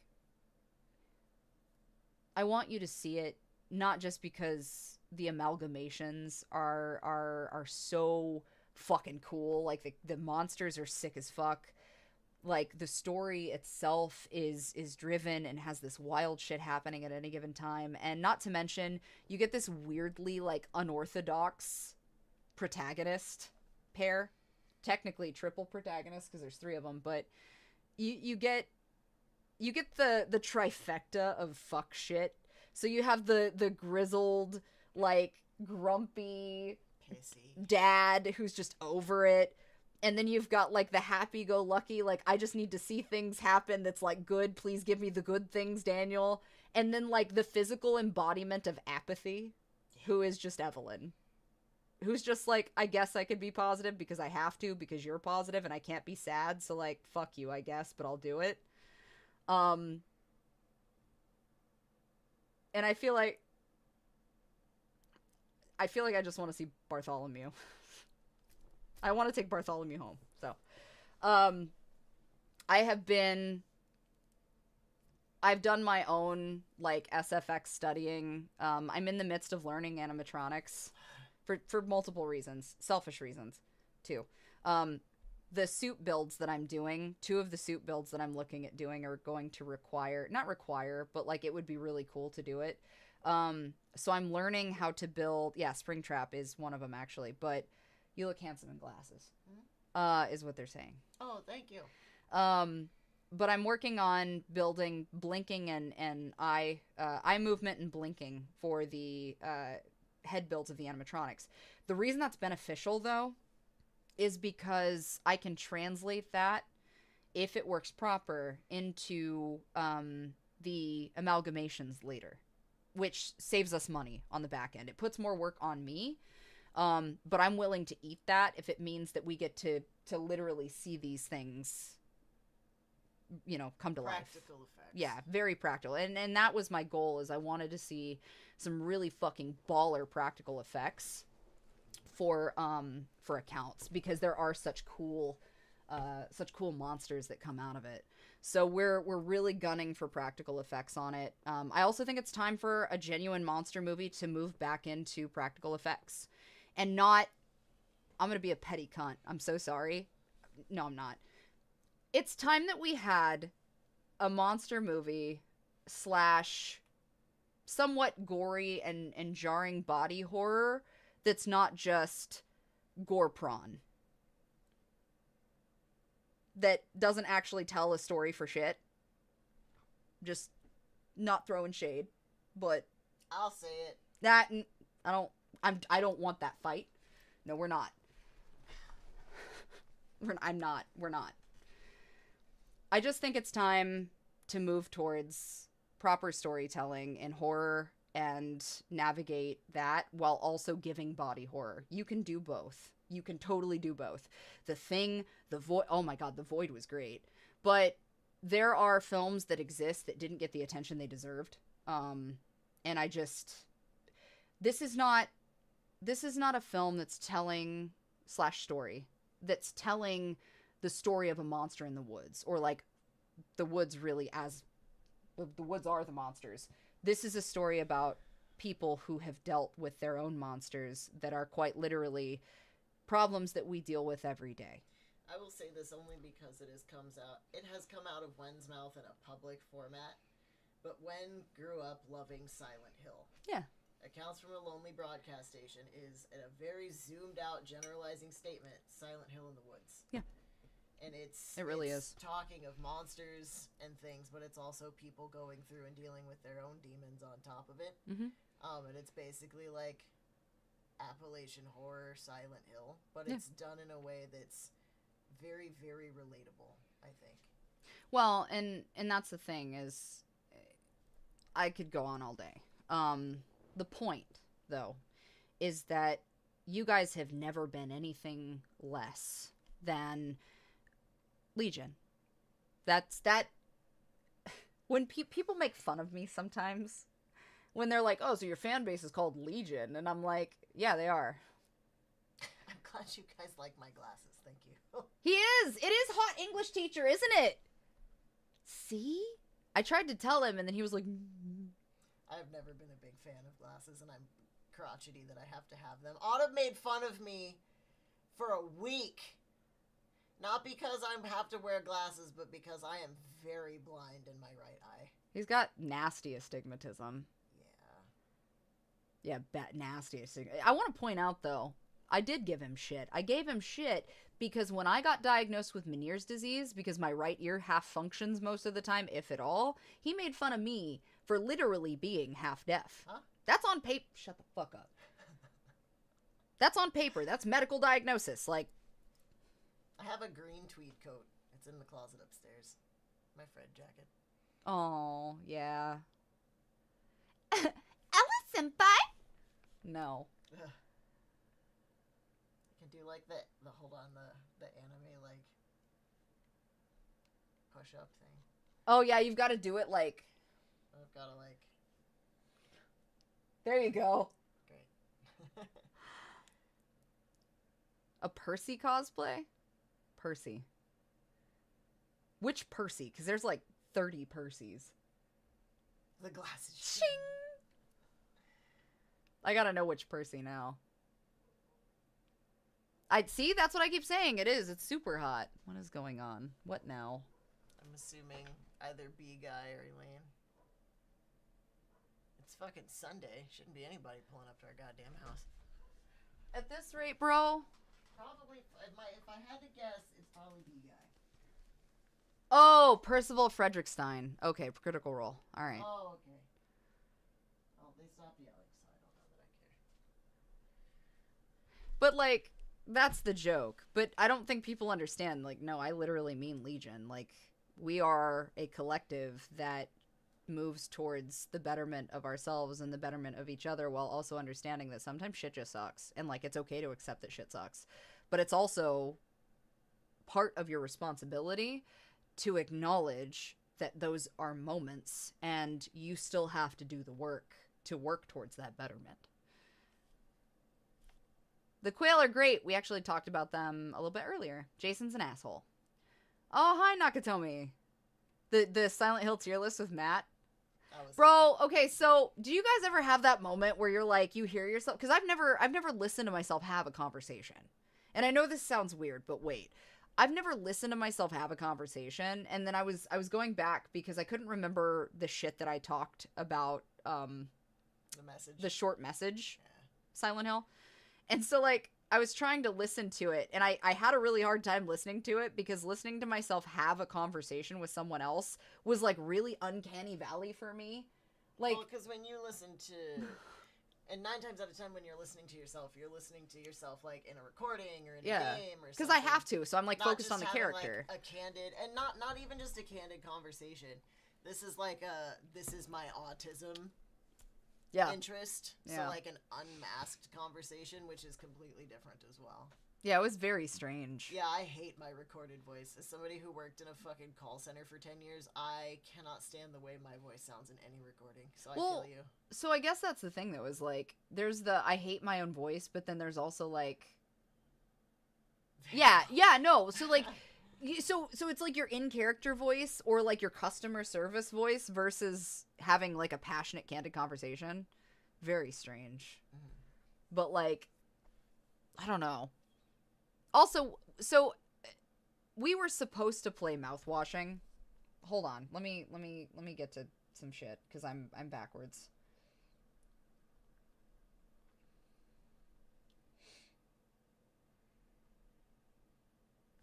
I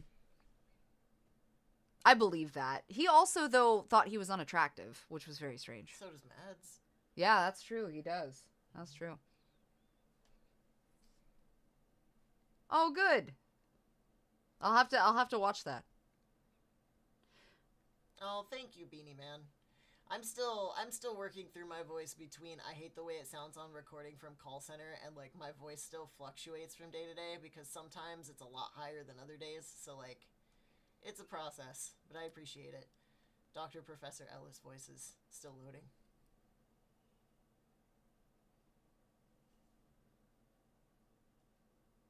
Dr. Professor Vampire Handsome Jack. I'm glad that you picked it up. Okay, look. Hold on. Everybody knows AoE is a shit show, but It's our home away from home. several years ago, I was looking for, I don't even remember what, but like a story. Doesn't matter. It doesn't even matter. But a Handsome Jack story came up, and I shit you not, it was Vampire Professor Handsome Jack. And I was like, There you go. Twinkie was Professor Dr. Ellis. please stop. Great. Don't give him all those titles. So with the audiobook and hopefully a movie, will accounts ever make it to Chilling? So initially it was discussed that accounts... I looked at it doing licensing via Chilling for accounts in relation to the audiobook version. The problem is that because this is a small, independent, self-funded project, my concern is that the way that advertisement works through an app that is basically free is that you get paid according to listens versus, somebody paying like $20 for an audiobook, right? So I struggled because that would have meant that there would have been a base payment and then payment per listen after the fact. And that can be really difficult, especially because the whole point was to try to assist Win. Because, again, Win takes care of, like, what are they, NICU kittens? Like, and kind of assists with rescue work and a few other things. And recently, unfortunately, lost her job. Which she's working really hard to come back up on that. And I think she found something finally. But we were working really hard to try to give her a source of finance that she didn't have to really like worry about. So that she could support her mom and herself and so on. Could it potentially move once, depending on where we go with contract, could it potentially move to Chilling someday? Maybe. Or, we'll look at maybe releasing bits on YouTube or however that works. For the film, though, it really depends on a lot of factors. It depends on budget. It depends on where Chilling is. I want to be very clear that the film aspect of things, to try to do a feature, it's going to be... Fuck, man, I'm going to level. It's going to take me most of next year. Not just because I have to take into consideration, like, budgeting, right? Because, again, as someone who is kind of, like, paying out of pocket on a lot of stuff, I need to take into consideration, like, do we do a GoFundMe? Do we do a Kickstarter? How do we do it? What is fair for you guys for supporting the film? Like, you know what I'm saying? The reality is, even with a Kickstarter and a GoFundMe, there's still going to be out-of-pocket stuff. Yeah. So, I mean, it could take me most of next year, because keep in mind, we're still doing the rewrite of the script, because we're just on the rough draft. This is first draft. So we've got the rewrites, which will be probably at least 2 more rewrites just to settle, because we've got Wynn, who is the writer and obviously forefront, but we're working with Monty to try to kind of adjust things to make it formulated proper. But Wynn and I also have a very specific style that we want to use to approach the film with. So kind of like an ode to, you know, late 90s, early 2000s horror, and like the when you see it, you'll shit bricks, right? So like we really want to target the idea of, I feel uncomfortable, but I don't know why I feel uncomfortable. But you literally are going to have to watch it more than once to catch why you were uncomfortable. Like, that's the goal. So we do have to kind of work on a lot of that. Once the script is complete and we can verify, we have to start to kind of break down the actual pitch itself. So if we do want to try to find, you know, a producer or a company, we have to have that pitch ready. We also have to have a budget ready. So then we move into kind of phase 2, which is someone going to want this? And if so, how do we ensure that, because my requirement and the other reason for me trying to do this more indie and more self is because, unfortunately, and this is the reality of production across the board, games, movies, books, everything, the second that you approach a company, especially a large one, the first question becomes, well, we're going to pay you X, and then we own the rights. No, motherfucker. And I will fight God, the devil, all of the angels, and everybody else, to ensure that Wynn maintains all rights. Period. That is non-negotiable. Non-negotiable. Period, end of story kind of shit. And I don't do well with,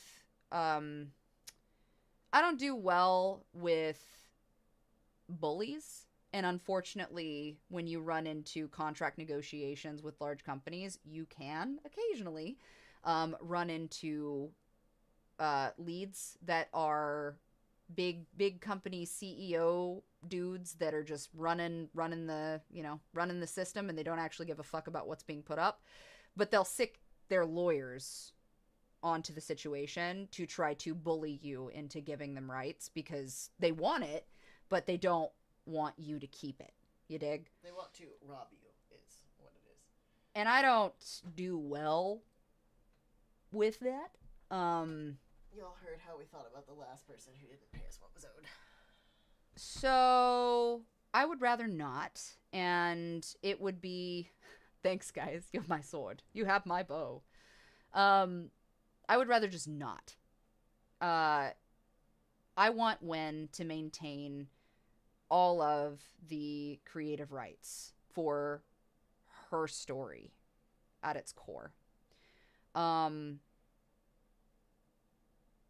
So with that said, it happens a lot. It's still happening, and it's going to take some time, but doing this ourselves, because I know, unfortunately, that we are going to probably face some punches if we try to pitch it to large companies or companies in general who are going to want the rights, and that's non-negotiable. And if I have to go into a meeting with everything in hand and lay everything on the table with my hands on top of it and say, this conversation will not continue if the first thing out of your mouth is that we do not keep the rights. Walk the fuck on. Because I have no problem leaving immediately. Like, I don't even have to open this fucking folder. So, hands down, on the table, not opening this, clarifying now, in negotiation, we retain the creative rights. And if if anything less than that's agreeable comes out of their mouth, I walk. I don't need you to do the things that I do.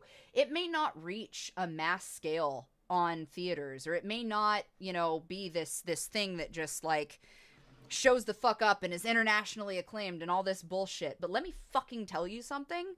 I will not be the person who sits down and takes it simply for the fact that, like, oh, well, it went to theaters, though. Like, no, fuck you. I would rather it be so limited that you have to, like, scrape the bowels of the internet to find it.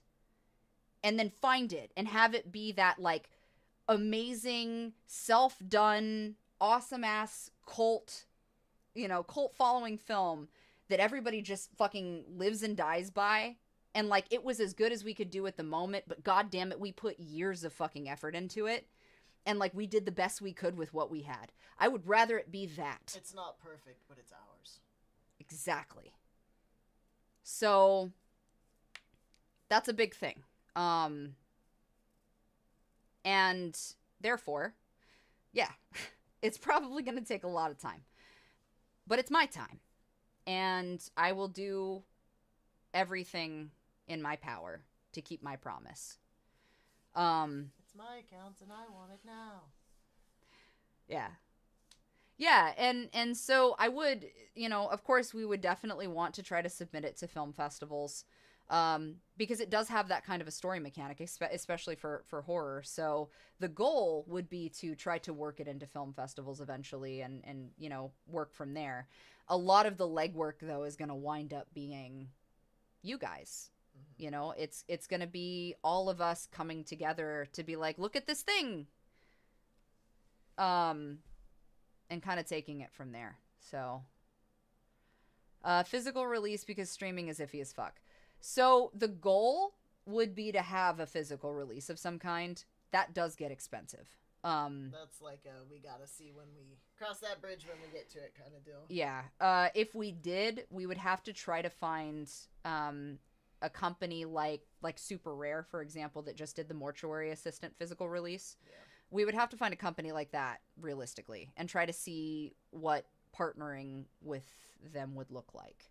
I don't know. I would love for that to be the case. I'll wear a big boy hat and buy any plushies. So we are working. Bartholomew plushies, please. Yeah. So we're working on merch and things too. But limited run is a good way to put it. Yeah. Yeah. But yeah, we'll see where it goes. But I think that, it was really important to, I guess, to sit down and have this conversation, just because right now for me there is so much shit going on at any given point. And I don't ever want you guys to think like, because I can't respond to every message all of the time in DMs. I can't express to you, and sometimes I'm really short in response, and I don't ever want you guys to think it's because I don't care or because I'm like just going through the motion. I'm doing the best I can at any moment to exist most of the time, and there's always something happening at any given moment. I'm trying, and I cannot express how much I appreciate each and every one of you for supporting us and for buying, exclusive stuff, and like, even just saying hello and like any of that. It's a big deal, and it's appreciated in ways that I can't properly articulate or express or show. I'm pretty sure that I set Win up with a fourth wall, so we should have a website. We should have a website set up. I'm going to double check and see if it's her website or if we have one specifically for accounts. If we don't have one specifically for accounts, we can work on that on the back end. That's fine. That's easy. Because that way we could implement a shipping system that we don't have to worry about. And then it kind of takes care of the middleman. We wouldn't make a lot unless we like really ramped up pricing. And I try really hard not to be that person. I came from jack shit. And I'm not, I mean, I I'm not going to get into that right now, but like I know what it's like to really want something and not be able to afford it no matter what you do, right? And it's just like it feels like you have to save up for a whole year just to get something that most people don't have a problem getting. And I try really hard to give options that are affordable or reasonable, or like give ranges of things, you know, so that there's access to things. And I would like to maintain that across the board. Have a good one, Sleepy. What type of style would a broadcast game be? Honestly, not quite a walking simulator, but like well, actually, it would probably have elements of everything, because it would have to be a shooter. Yeah. But it would also be exploration and story narrative driven. I feel like we could work, if it counts as a game, it would be kind of cool to work all elements in. Like a little bit of everything. It would be kind of Alan Wake 2, a little bit, but I think that it would be really fun to play. Oh, you know what would be really cool? Give us an accounts monster dating sim, you coward. You know what would be really cool? Is if we did like the Animatrix, Yeah. but like put accounts in that as a game. So like if you had to play as Daniel's levels are built off of like Daniel's personality. Yeah. So like everything is weirdly happy, and like that's how you perceive things. So like the monsters are still monstrous, but they're like a different variation of monstrous. That would be fucking cool. Yeah. If you fucking take that idea, I will come for you in your sleep, and not in a good way. What do you want? Did you wake up? Yeah! That would be cool. Camera system after Finn puts all the cameras up. Ah! You get some Five Nights in there. Tales from a Lonely Broadcast Station done Silent Hill Outlast style. You know what would be really cool? I would love if, because like Dread XP has been so amazing about stuff. I would love to partner with Dread XP for an accounts game. Like, I could, you know, and I feel like they would do right by it, for sure. You want to say hi? I just woke up. Did you? I was trying to sneak by and Dad saw me, so I can't pee in the floor if he's looking. Beam up. She had another. She's doing well. She's doing better. But Roxy did have another seizure the other day. Hey Tyler, thank you so much. Appreciate that. She had another seizure the other day, but we gave her meds. She's doing all right. So she living. She lives by the sword. You need to go potty. You do.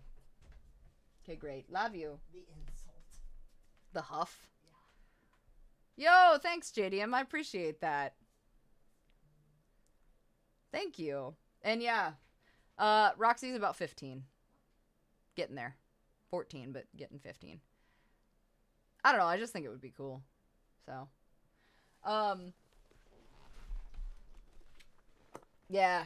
No, and I grew up Arizona, so like we didn't have a lot, but like that's part of the deal. It is so far. She's doing better. The medication makes her sleep a lot. Does it to Hatchet too? Well, yeah, which Hatchet's younger, so like he kind of gets his you know, he gets his energy up sometimes, but because Roxy's older, it just causes her to sleep a lot more, which is worrisome for me, just because I don't want her to live like that, but at the same time, like we I don't know, I have to find the balance, you know what I mean? So, but she's doing good. She's doing all right. She's taking her sweet old time. Yeah. The balance will be found. Can you bring me water, honey, if you're in the kitchen? It's right there. Oh, bet. Thanks. Good call. I forgot I bought this for Ellis. It's got chickens on it. That's it. Yeah, okay, so Big, you get it. You're a vet. So yeah, there are lots of stuff in the works, lots of stuff going on, lots of like personal life shit going on. Lots. But we're gonna do what we can to try to put everything together. Obviously, Eldritch Ecstasy is still occurring. If you are a fan of Eldritch Abominations of the adult variety, feel free to check out Eldritch Ecstasy, of course. We're still working on new builds and things like that. But, yeah, we'll see. And then The Maid did come out yesterday as well, so there is a new exclusive for The Maid. That will be at, of course, officialautumnivy.com. And then I have a couple of other things coming out this week. But, oh, happy birthday to your sister. Oh, good. Happy to see it. I'll keep my eyes open. Thanks, Valkian. I appreciate you. I liked it for what it was. Definitely.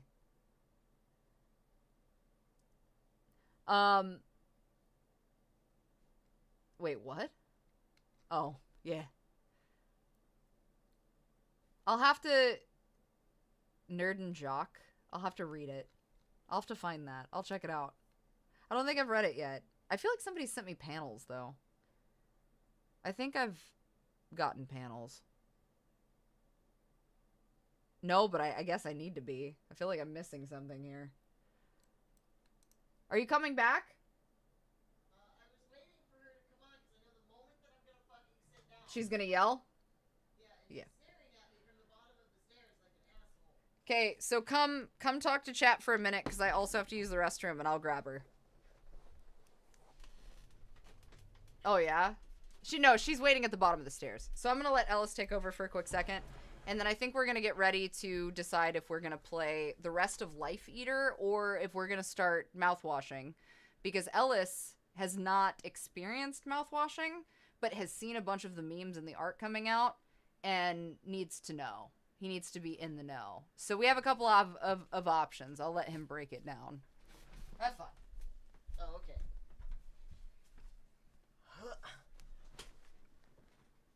Hello, chat.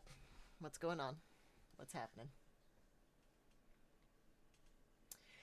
So we were not high school sweethearts. No. We were very, very close friends in high school. We've known each other since. She was the second person I met when I moved to Arizona from Kentucky. And we stayed friends for a very, very, very long time. I am so happy that you guys have decided that it is Professor Ellis. Do not... Oh my god, stop. do not let that die. Do not let her forget it. But yeah, we've known each other for a very long time. We didn't get together until quite a bit later, obviously. I told you. I fucking told you. I know, but now I'm in the bathroom. She can live a fucking minute. So Autumn has played mouthwashing. I have not. That's like the one stream that I hadn't tuned in on or paid attention to at all out of all of the streams she's done lately, where I was either next to her or tuned in on Twitch if I was doing something. Witchcraft and Pagan Worship 101. Yes. Librarian Ellis is a good runner-up. I'll take it.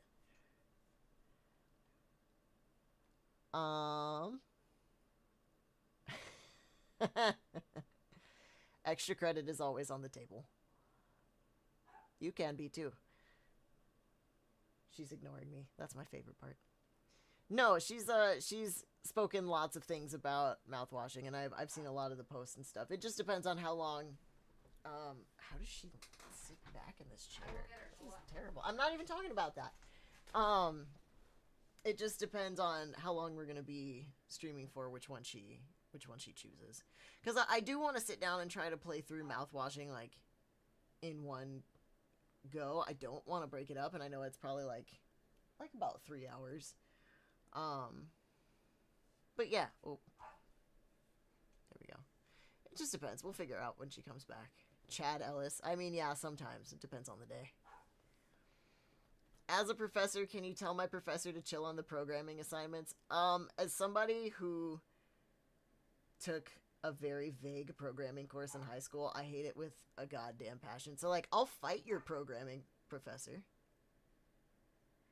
Art teacher Ellis was close. I was actually going to be music teacher Ellis was my original intention upon going to college before that turned into a disaster.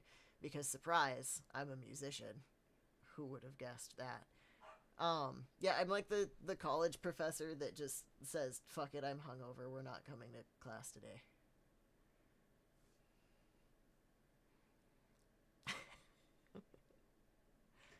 I appreciate that.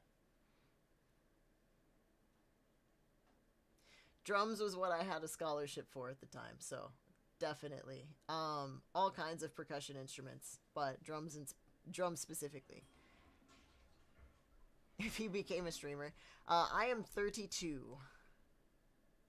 Old enough. 5 full assignments due the same day. I'm not just gonna fight him. I'm gonna, like, take all of the copper out of his house and slash his tires. That's ridiculous. So I am slowly learning how to play banjo. I never really fiddled with guitar much, but I'm also working through like nerve damage in my hand, so it just takes time. Oh no, yes, I am a juggalo, you're correct. I love all kinds of music. It does not matter, and I mean like all music, like including country and rap. So you can't really subject me to anything that I will just blatantly shit on you for. You are good to go. Banjo is very slept on. My nan, my entire childhood would sit on the porch and play banjo. Okay. And she did claw hammer, and she's very, very good. Even hip hop, yeah. Welcome back. Magnets. We were having class. How do they work? You're late to class. The fuck I am. Move. I was on time today. No, you weren't. I was. You can't say you're on time when you're like, just kidding, I'm moving it from 1 to 1:15. I was on time to the time that I dictated it was time for. Therefore, I was on time. A wizard is never late nor early. He arrives exactly when he needs to. Exactly. I be coming in like, Mom, I threw up.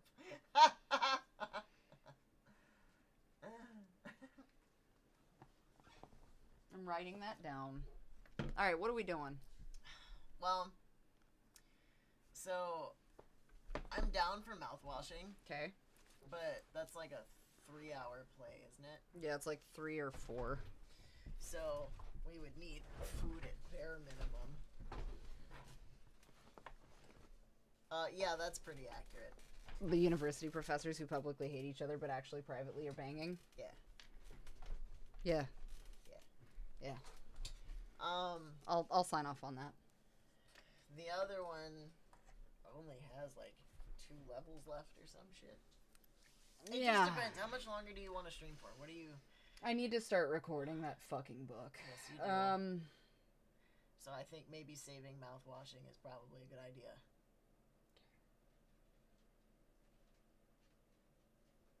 I guess we should finish Life Eater. What are you looking like I owe you fucking money for? Go to sleep, old lady. I guess we'll finish Life Eater. Anyway, those are my updates for that stuff. So enjoy the life updates. That was like 2 hours worth of life updates. I hope you enjoy. Which I needed to do a life update video anyway for YouTube. So like, cool. Enjoy. Drink water. Take care of yourselves. Take care of each other. Yeah. So there's that. Great. So, I guess we'll finish Life Eater. Am I streaming that with you? Do you want to? Okay. I don't even remember what we were doing in Life Eater. That's the problem. Fuck. We had like literally 1 or 2 levels left, if that. Witches hopefully will be doing more tours here soon. His tour was extremely successful this go. It was okay. Oh, okay. Okay, wait. Hold on. If you guys don't know who Witches is, he's the musical Hat Man. literally, yeah. Like literally, he's like just the Benadryl Hat Man, but a musician. Go listen to Witches. Amazing. And I'm picky about live shows. For the very first tour that Witches has ever done, he puts on a fucking banger show. Like, so good. and the bass was So like, like definitely go say hello to witches. Send the sleep paralysis demon our regard. The Benadryl hat man. Yeah. Our regards. You'll see if you don't know who that is. You'll see once you look them up. But Witches is phenomenal. You definitely should. And Witches isn't signed. Everything that they're doing is independent. It's all them. So every ounce of support is seriously like a big thing. But yeah, puts on a banger show. Fantastic. I lost my train of thought. Yo, Ray, thank you for the gifted memberships. All right. Let me just slide over to Life Eater and update this.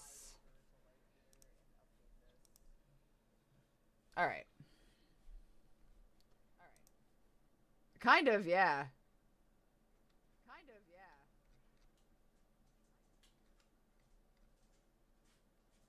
Yeah, I need to, so I wanted to play a little bit more, because, like, I started playing Hunt, and, like, I haven't gotten too far into it yet. I downloaded it. I haven't even opened I it got yet. through the tutorial.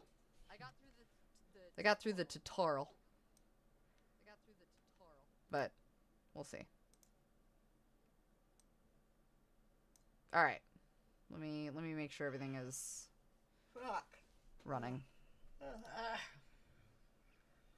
So, Life Eater is about serial killers. But I think it's about to get really sad. So yeah. Have fun with that, I guess. I have echo? Where's the echo coming from? Oh, hold on. Is it because it... Hello? What? Echo?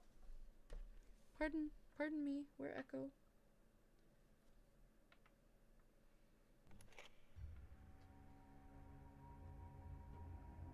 I don't know where the echo... Oh, is it gone? There was an echo here. It's gone now. I was gonna say, it disappeared. Trying to figure out where the echo is coming from. Okay, so, I guess to reiterate, because I definitely forgot. So, to go back to it, Life Eater was developed and published by Strange Scaffold, and Frosty Pop. This game came out April 16th. It happened across my feed, and it looked interesting. If you don't sacrifice your neighbors, the world ends. Life Eater is a horror fantasy kidnapping simulator where you must become intimately familiar with your target's lives, one intrusive action at a time, and hope that the dark god you serve is even real. Now, last we left off, the main character had accidentally, and I use accidentally with finger quotations, abducted someone because he thought that... Well, we're just gonna go. We're gonna Market. Oh, is it echoing again? No, it's done now. Oh, okay, it Yeah, is. just making jokes. Oh, okay. So we are on year 9. Tell me what you think. We'll do this. I can hear it. It smells It's fine. different than I thought it would. It's stale around the edges. I guess I don't spend much time up here anymore. Huh. Makes sense. Are they implying that he's always with him now? Did you know I was going to college? Oh. No, I didn't. I was a sophomore. I started late because I was stupid and my mom had some bills. Being just a year or two older, though, that makes you an alien. The people there were around my age, but in their heads they were still kids. Johnny, look, I'm sorry I took you from your life like that, Johnny. There's so much you can do, right? Say hello to the wrong guy in the grocery store. End up in a basement. I mean... That's America in a nutshell. Bye, Silver. For what it's worth. Thanks for sticking. I'm glad you're here, Johnny.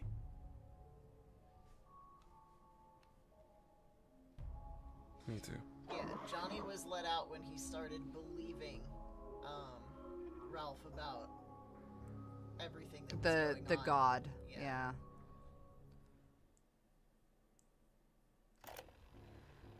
All share a house, but two share blood. Kill them both. So we're looking for related family members. Alright, I vaguely remember what we were doing for this. So if I fuck this up, don't be surprised. I was doing really well to start, so now I just have to remember kind of what we've got. Okay, so 96 hours. We've got Doug McCarthy, Andrea Dillard, 33, 31.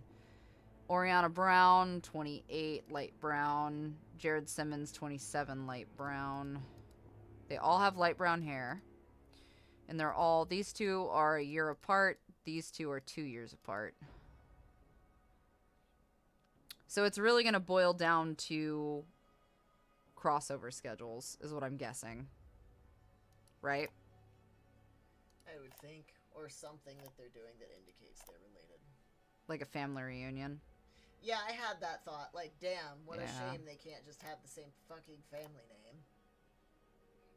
There's a lot of crossover going on right here, which is interesting because this is matching. Matchy-matchy. But what's interesting, though, is you've got Oriana and Andrea. We're also assuming it's a married name, which could be part of that as well. Well, yeah, that's what they were saying. Like, it would have just been easier, of course, but then it would have been, if they both had the same, like, last name, it would have been something weird and different. Yeah. I'm going to start on Saturday. Or, was it Saturday? Where do we have the matchy-matchies?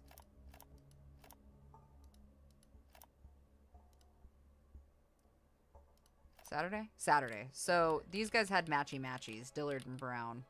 So, I feel like that's a good... Place to start. Yeah, a good place to start. Alright, so let's start...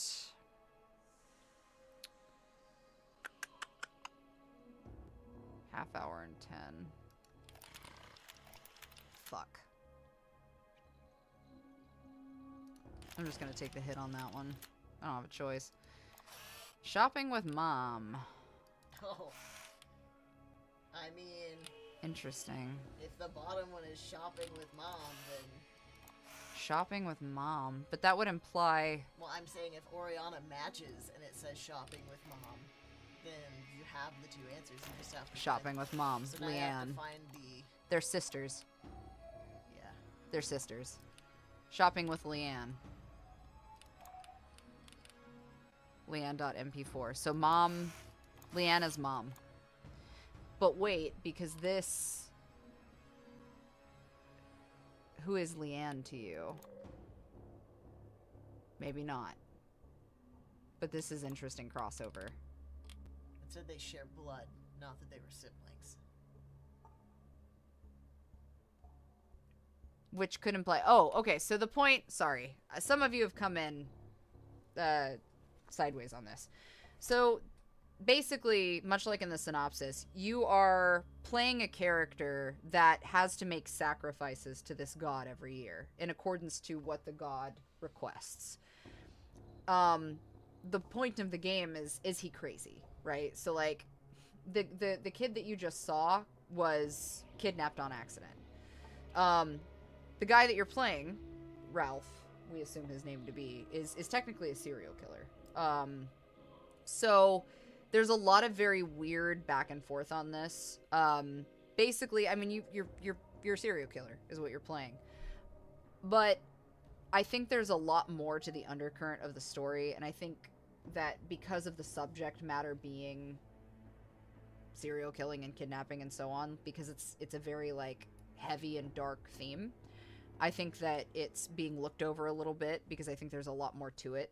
It is a dark story. It's intended to be.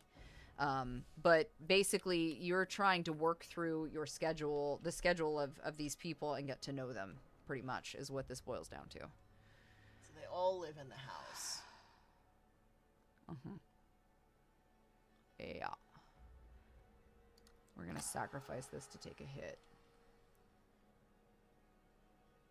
Yeah, it's super dark, but... So wait, okay, hold on. So let's think. We go back over. So Andrea is shopping with Mom. Right. Oriana is shopping with Leanne. So we need to know who Mom is because those are the two that share blood. Mm-hmm. Does that make sense? What if we run the gauntlet and see what everybody's doing At that time. at that time? Please? Work.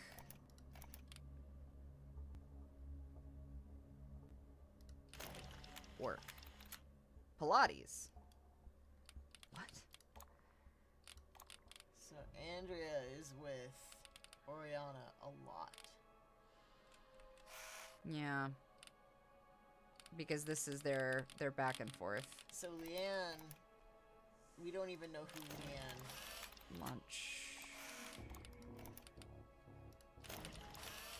Lunch. So then they went to lunch together. So if you're at startup work,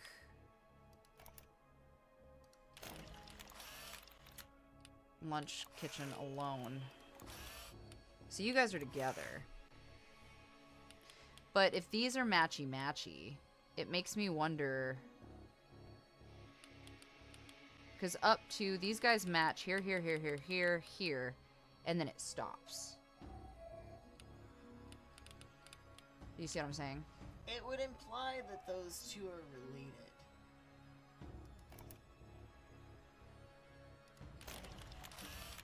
Eat dinner. Not alone. Eat dinner.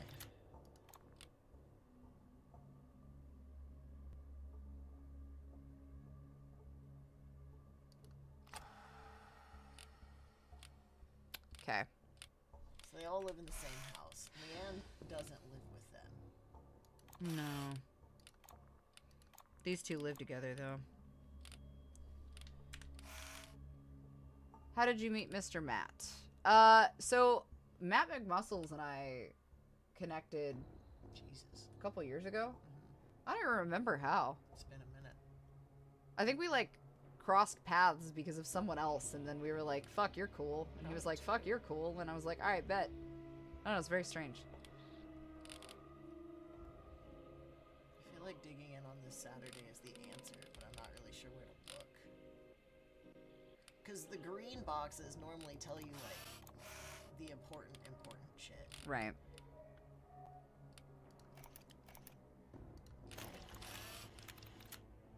He's not alone either. So Doug and Jared work together. Then. That's my guess. They eat dinner together. All four of them, because they all live in the same house. Two share blood. I still think Yeah, I had that it's a thought, stepmom. that Brown is a stepdaughter. Yeah, that's what I was thinking. Because this, you know what I mean? So let's see. Yeah, Leanne's not in the house, though, so we have to figure out who's related to Andrea. Yeah.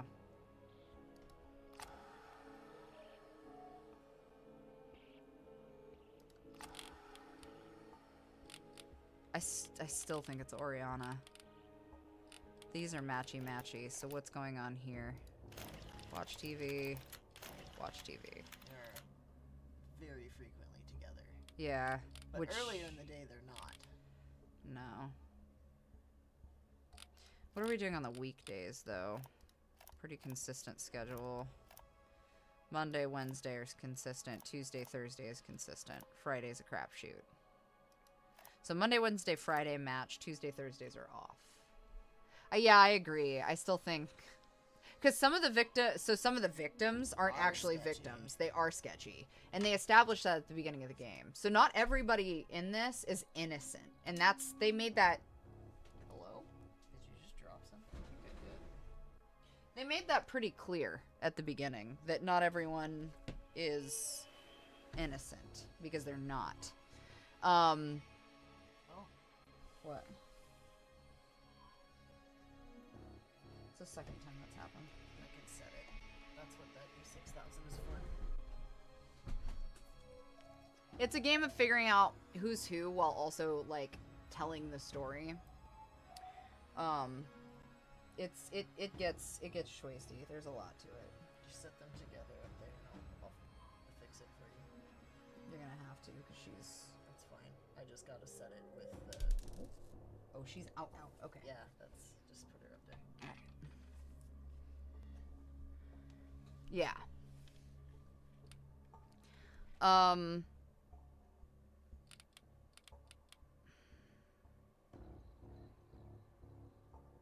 I still think it's a stepsister situation. Yeah, but that would mean that they share a father.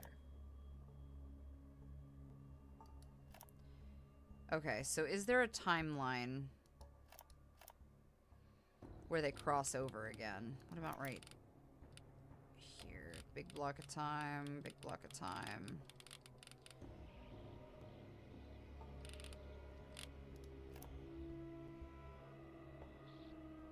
I feel like I still think it's Andrea and Oriana.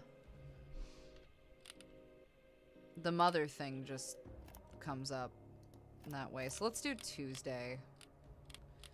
And then let's do... Because these are all dinner. I know they're gonna be.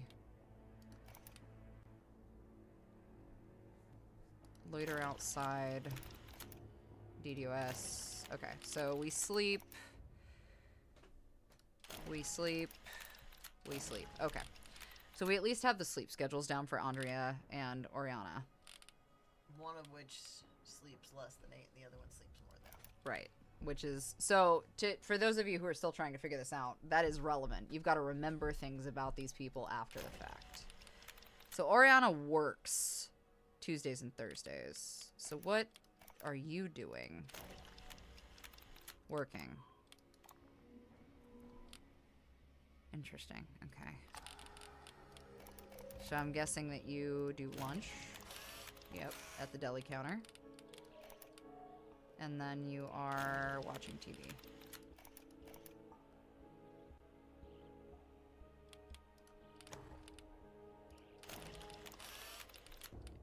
Commute. Ah, that's important. Yeah, commute's important. So, before Andrew's work, is there a commute at all? There's Yes, a commute. They both commute.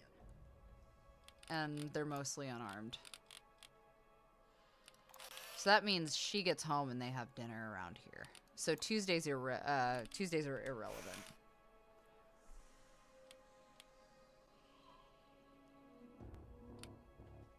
Tuesdays are irrelevant. So that means we should go to, like, Wednesday. Well, that or you said Friday's a crapshoot. Well, I think that follows Monday, Wednesday, Friday schedule. Oh, got it. Yeah, so it's kind of irrelevant.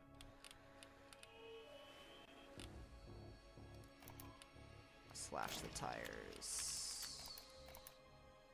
Fishing email. Ah, okay.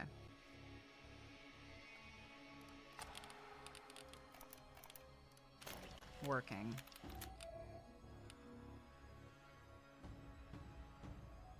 The only signifier that these guys are related is shopping with Mom, shopping with Leanne.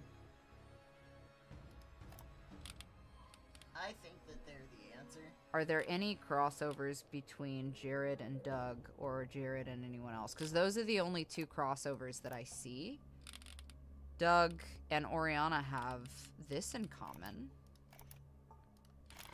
Oh, fuck. Fuck! Shit. Okay, okay, okay. With whomst? With whomst, Doug McCarthy? Whittle down your suspicion. Excuse me, with whomst?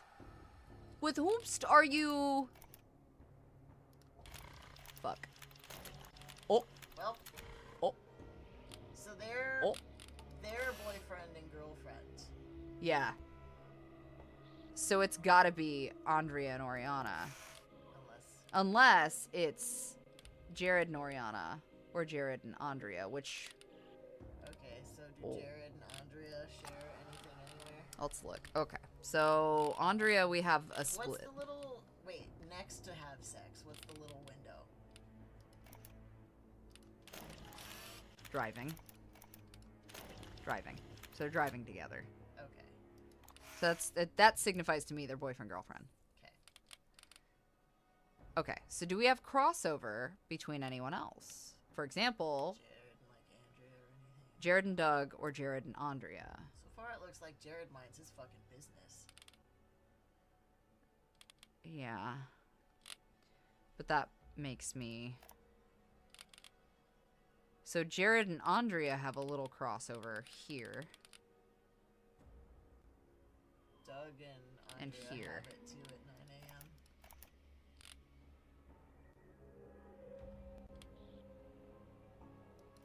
8, 8, 8, 8. These guys all line up in the morning, which means it's probably breakfast, if I was guessing. But Oriana and Jared... I'm guessing this is commute. I would think. Well, one's commute and one's not. It's gonna be wild if it's a polycule.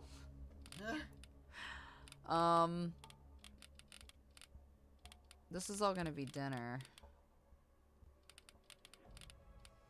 We basically need to understand who Jared is. Focused work. Okay, so you're doing work. What do you do on Sundays?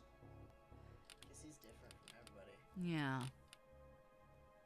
Except Doug and him cook breakfast, browse internet.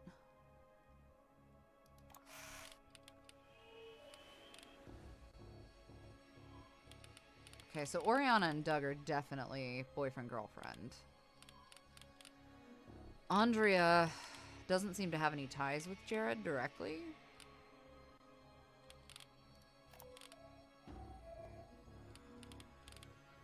Based on what I wait. Making breakfast. Andrea, Oriana, and Doug. Okay.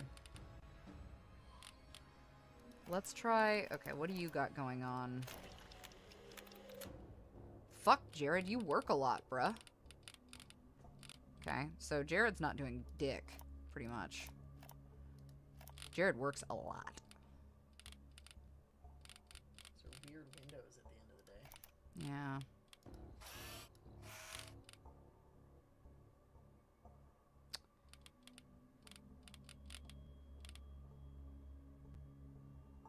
I just want to make sure that Jared and Doug don't have dating app. So Jared's not fucking anybody in the house. I think Jared's a roommate. Okay. So we have roommate, what looks like two sisters and boyfriend. I'm pretty sure that these guys are stepsisters. I'm like 99 on Andrea and Oriana being it. So I'm gonna target Andrea and Oriana, honestly, for that. I feel comfortable with that, right? Yeah. Okay, so what are the good slots that we can grab?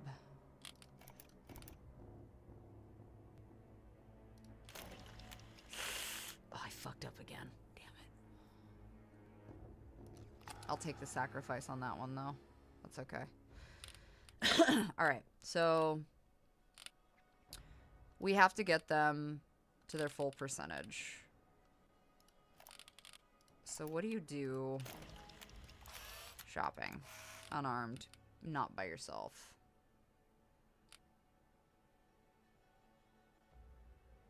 You guys must be together during that time period. Are they armed when they're shopping with what's her name? Or like after they leave shopping? What do you mean? Oh no, they're mostly all unarmed. They stay pretty unarmed. See? So what about lunch? What do you mean? Oh, you couldn't have any time, right? Unarmed. Okay, so that was good. They were coming and going out of the pasture over there. It's miscellaneous. So let's grab this and this. Shopping together. Trinkets. Yeah, so I think it's a step sibling thing because these guys are together a lot. Yeah. Is my guess. That's what I'm thinking.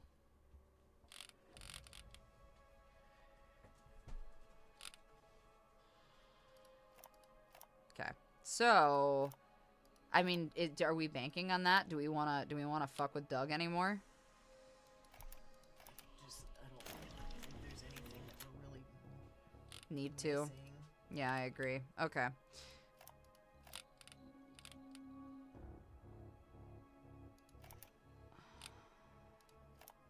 Let's do... I know you're having breakfast. That's such a waste of time, but, like, I don't really have...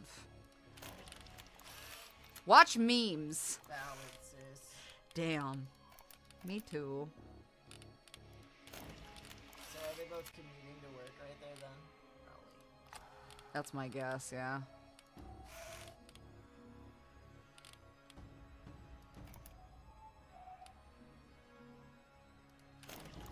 Lunch. We've got miles to go on her. Fuck, man. Okay, so where are our big jumps? That's fair.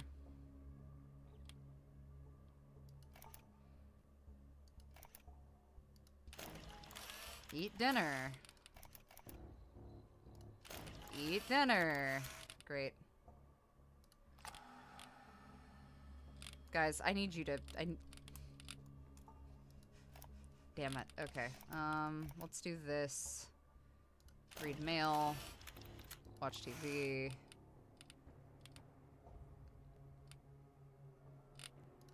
Let's finish getting Andrea there. Nap! I also like to nap, Andrea. Fair enough. Driving. Okay. And then... she shares that with driving. So she's good to go. Nap. Fuck. I'm gonna fuck it if I'm not careful.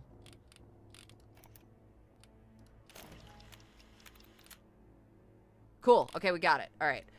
I'm saying Andrea and Oriana. So Yeah. I'm here for that. Okay, so Andrea 31 light brown, Oriana 28 light brown. Sleeps how much? 10 to 7.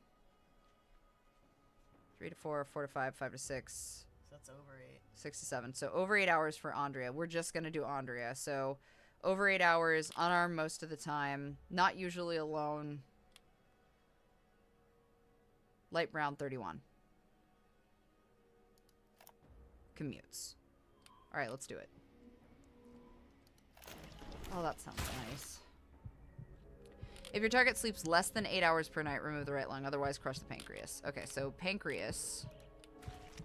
If your target has a commute, break rib number 6, which we know Andrea does. If your target has black hair, break 15. Remove the small intestine because it's brown. Under the age of 31, remove liver. Otherwise, break rib 2. She is 31, so it's 2. Target has children. No, because it was mom. I would feel like she would have said if it was a daughter situation, age would come into play. So no. Okay, so no. If your target lives alone, break 20. Otherwise, break rib 4. We know that. If your target is armed more than half of the week, break 14. Otherwise, break 22. So 22 because they're not. They're mostly unarmed. Okay. Water the flower.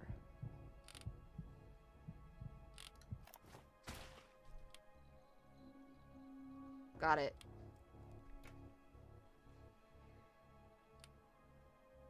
Damn. All right, on to the next one.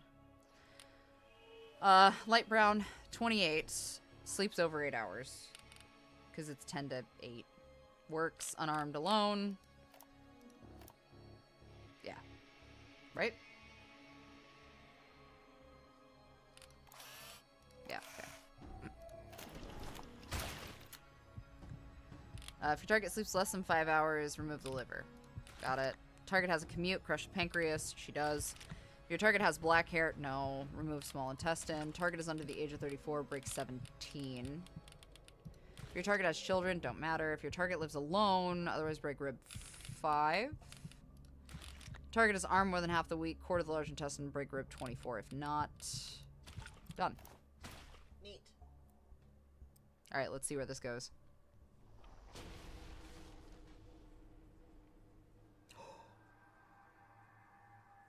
What did we miss? One of them was correct. Okay, so we know... Damn. Oof. Okay, So we know Oriana is correct. Like... Okay, so Oriana was fine. Right. So it's either Jared or Doug. So we need to find out. There's something with it's and it's gonna be one of the like fingernail slivers. Because Andrea was the one that was correct. Because Andrea and Oriana are tied together somehow. So let's see.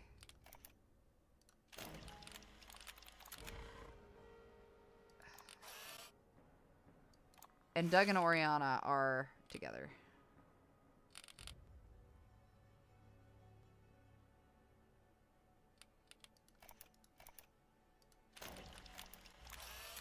Brush and floss. Commute. So Doug and her have no crossover. So there's a small slot of time. I think it's Jared.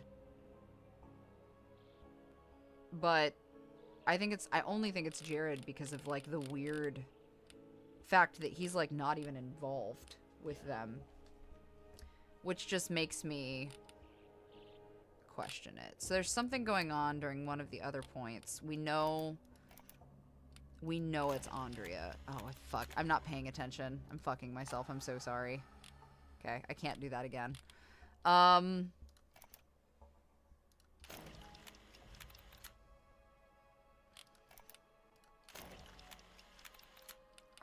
What are we feeling? Doug or Jared? I think it's Jared. He works so much. And is, like, alone most of the time. And we know it's Andrea.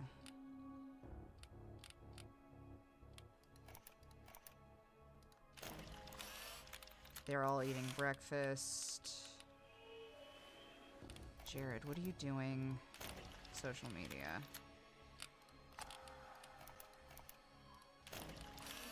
Commute. Hey, silly mom, how are you? Hi. And thank you. Commute. And we don't... So Doug, we know, is tied to Oriana, which means Andrea's got to be tied to Jared, right? Yeah, it's gotta be Jared. I feel like there's a crossover that we're, like, this much missing.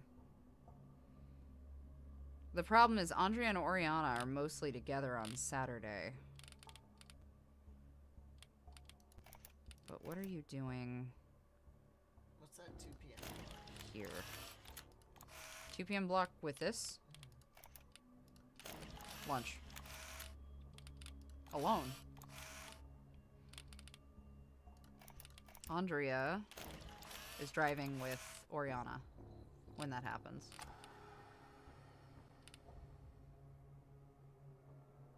Oh, be safe. That's long. Be real careful. Maybe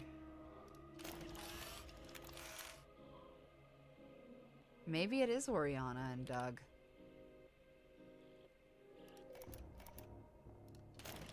Because there's nothing else that insinuates anything else.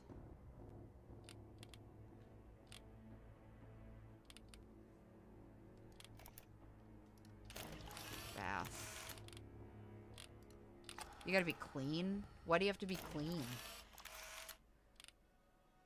Doug is alone a lot. Good night.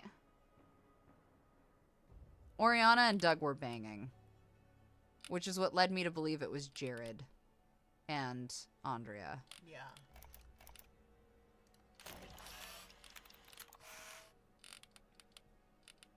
Wait. Huh? No. Jared was banging Andrea. Which is why we're looking No. Andrea is the 31-year-old. Andrea is the one we got right. Oriana is the one that was wrong. Oriana is fucking Doug. Or, oh, did we switch up? Hold up, wait. I literally... Where's the half sex? Right here, Doug. Doug and Oriana are banging. Okay. Hello, Darcy. How are you? They're all just banging. Fair. That's fair. That's valid. It's fair. All right. I still think it's Jared and Andrea. But when?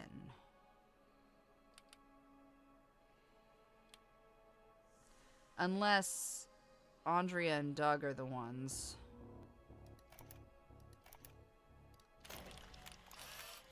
Brush and shave. Eat dinner. They're all eating dinner.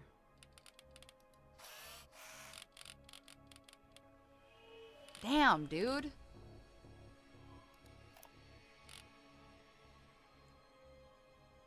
We know it's Andrea. We know Oriana and Doug are banging. So it would have to be Jared. Jared is just so, like... It's gotta be a little fucking time frame. There's gotta be something in there. Andrea and Doug. Fuck, that's costly, but we're gonna eat the cost. Unarmed alone. That was so not worth eating the cost. Let me get Andrea buttoned up, because we know Andrea is a target.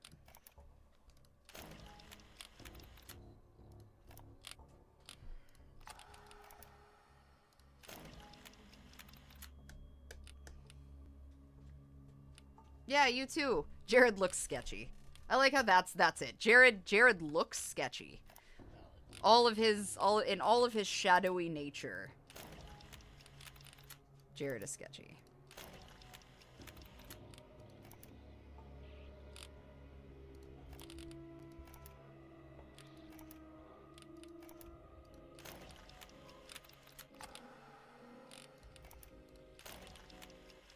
Okay, so at this point...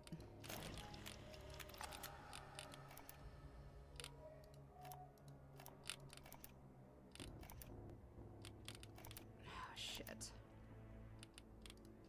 Alright. So let's get Andrea handled.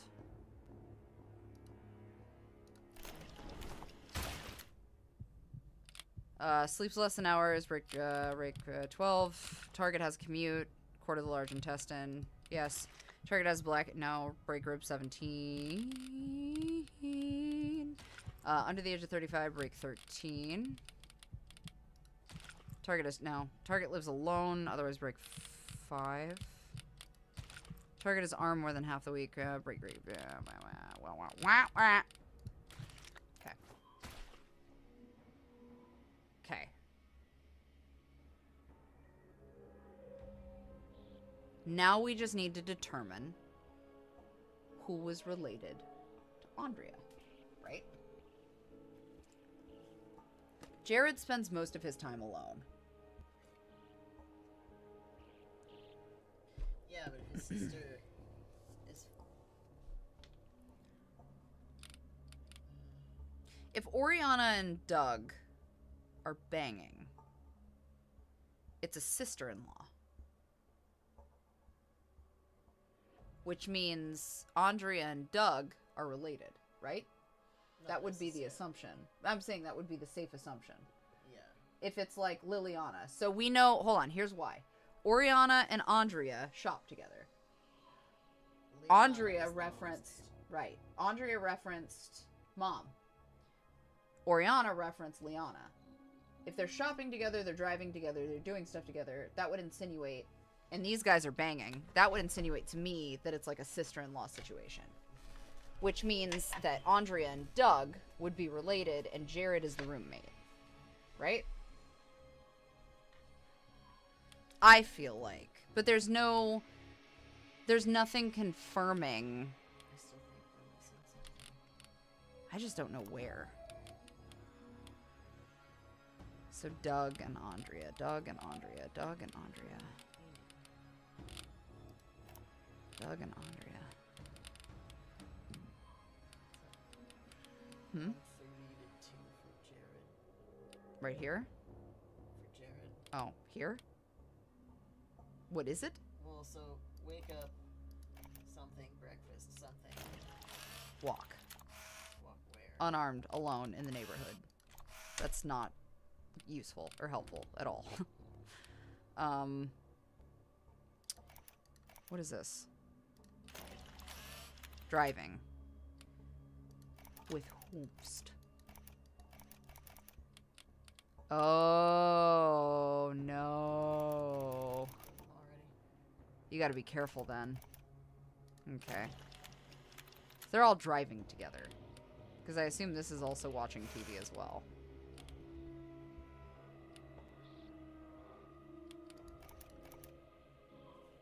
Personally, if I were a betting man, I still think it's Doug. I think it's a step. Or not a step, a sister-in-law thing. Thank you. Take care.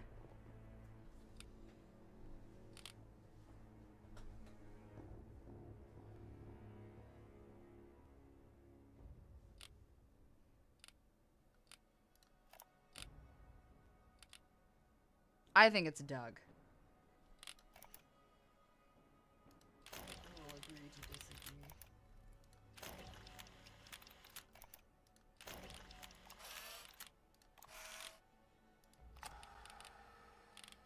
Do you have any, like, what is your inclination it could be Jared? Jared spends a lot of his time focusing on work, playing video games, browsing the social media. He keeps to himself most of the time. Like, what makes you think it could be him? Startup work. Ambitious. Constantly working. Right. I mean, to me, it gives, like, the family member that's actually doing something instead of constantly fucking around like outcast family members, so it looks like a roommate. Yeah, but I have nothing to show that he's like relevant at all. You know what I'm saying? Yeah. That's where I'm struggling. Because he just kind of exists. And he's constantly... Yeah, he vibes.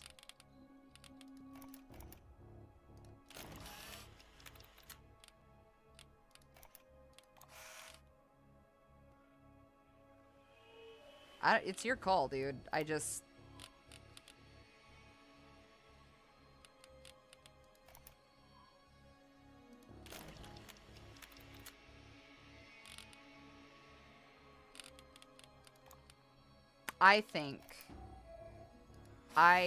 think that it is a sister-in-law. I really do. Because the fact that Doug and Oriana are banging makes me believe that.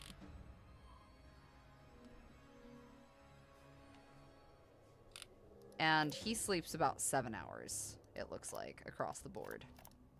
Unarmed, alone, light brown hair, 33.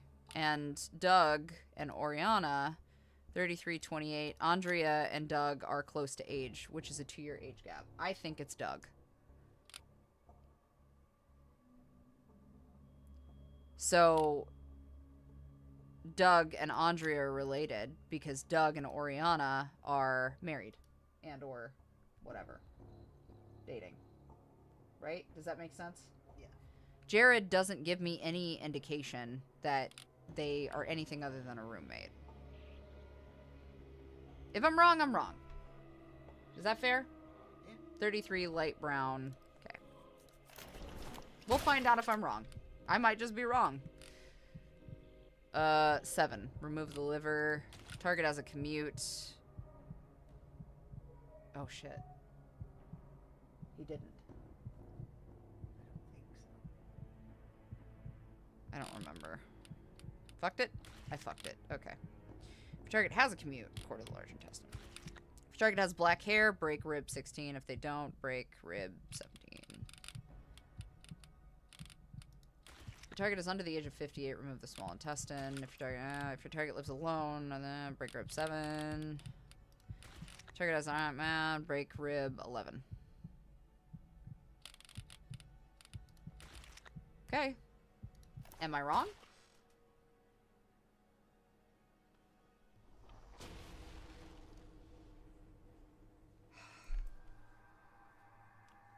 So it is a teeny tiny time bracket. So there is something that is like so. I mean, at this point, you might as well just dump it all into him. Andrea and Jared. Yeah, I agree. I mean, just Jared.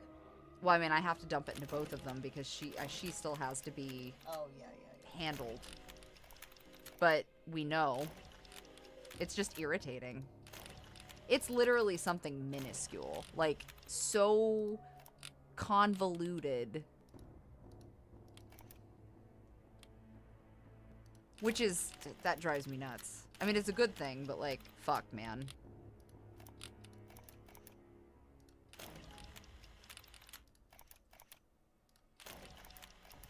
Whoop.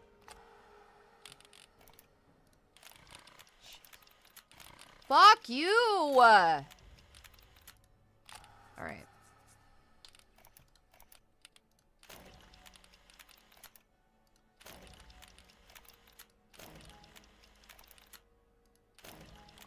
Honey. I guess I just need to know, like,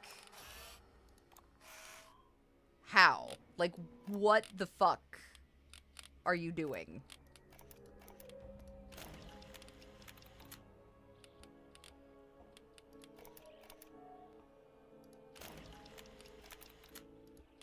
I just want to know what it is. Maybe it's because he's so, like, to himself.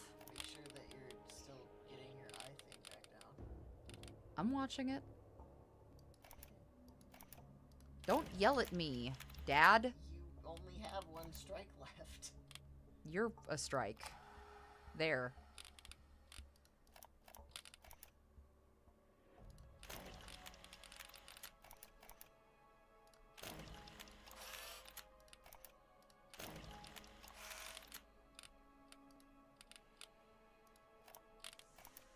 Damn, man, I borked it. I super borked it. To be fair, I was out of practice on this game. Like, I was not. Then again, this might be the last time. Which could be why it's, like, a little more complicated.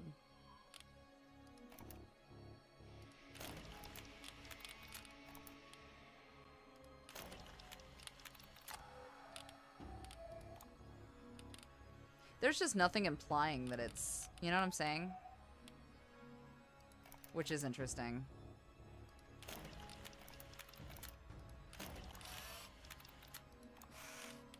I wonder if that's the point, though. You know what I'm saying?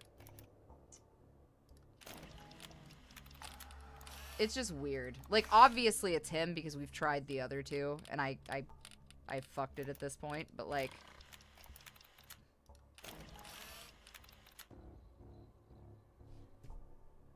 With whomst? Oh no. Watch your eye thing. Don't fuck this up now. Oh! It was a polycule! Or just cheating ass hoes. Or some cheating bitches. I don't know. What are you doing, Jared? During this... Oh, you can't. Oh, he's just brushing his teeth. He's good. He's brushing his minding teeth. motherfucking business. That's what he's doing.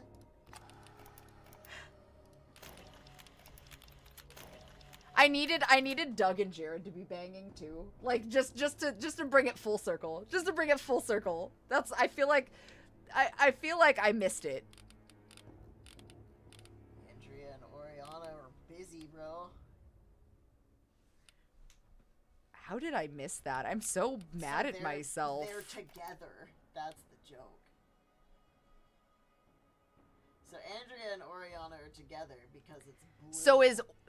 Doug and Oriana are cheating.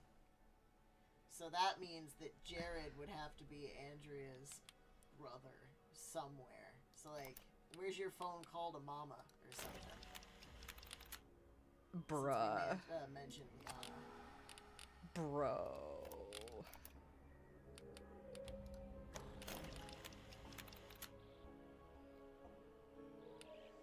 I ain't got words. I don't know.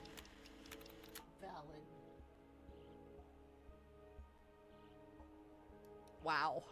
So anyway, Andrea and Jared, for some unknown reason, is fucking related. So, light brown, Andrea, 31, commute. Okay, so he doesn't commute, right?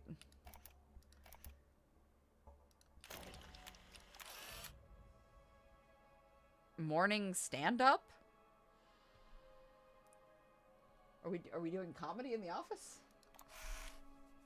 It does not appear. He doesn't commute.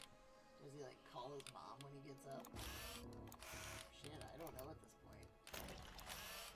He showers. I don't know, dude. It's It doesn't. Teeny tiny block somewhere. It doesn't even matter at this point. No. So light brown 31, Andrea. Yes. So we know this one. Wow. Anyway. Remove the liver. Target has a commute. Quarter the intestine. Target 17. Under the age of 30. Yeah. No. Break rib 7. Arm break rib 11. Alright, so she's dead. I don't know, man. Whatever the look, I'm not here to judge. He's doing a bit at work about his housemates. Fucking probably. Probably. Alright. Like, are we gonna try to be nosy and figure it out, or do we just want to say fuck it and abduct him? I'm just gonna, at this point... We don't have to. I just... Bro, what in the fuck are you doing at this point?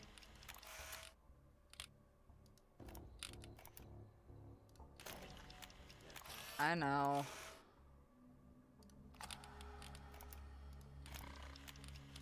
Is that it? Dinner with mom. Leanne. Found it. I feel stupid. 27, light brown. No commute.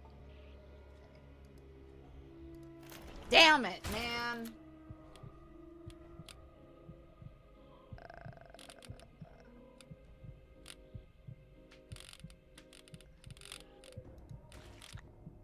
No commute. Break rib 11. Remove the left lung. Break 17. If your target lives alone, no. Break rib 6. Target is armed, small into break rib 12. 12. Target lives alone, remove the right lung, otherwise break rib 6. Okay, done. Bro.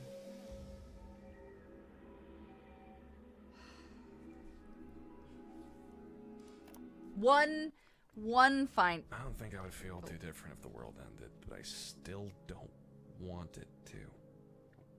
Is that weird? I don't think it is. You guys know he's the last victim, But, right? You know, then again, I'm biased. I'm just gonna prepare you ahead of time. It's gonna give you a choice, I'm sure. I guess that's true. Yeah, Johnny's gonna be the last one. I'm telling you. I'm clocking out. Good night. Good night, Oh, Johnny. who's your buddy? I think so. Yeah, I hope you guys weren't too attached to Johnny, because it's coming.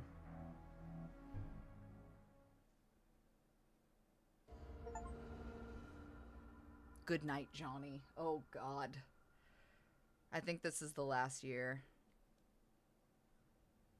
Does this space give me 6G? No. No. Are you okay over there? No, no, no. What's going on? No, no, no, no, no, no, no. Anyone but him. Please. Please.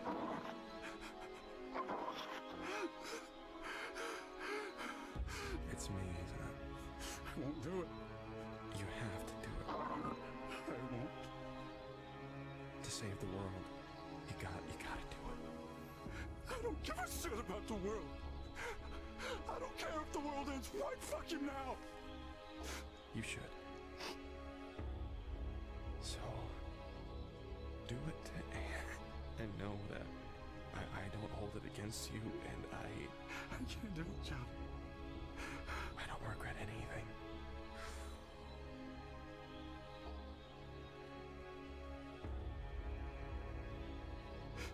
I love you, Johnny.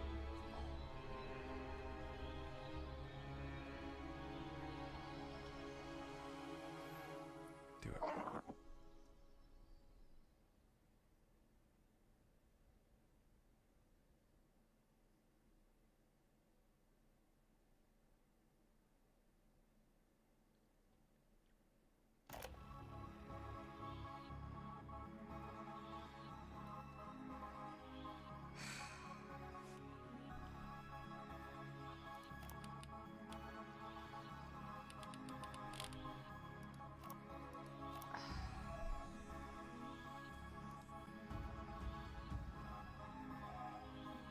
You guys know I'm not doing that, right? Only two endings. Either wait out the clock or kill him. And you and I both know that waiting out the clock doesn't fix anything.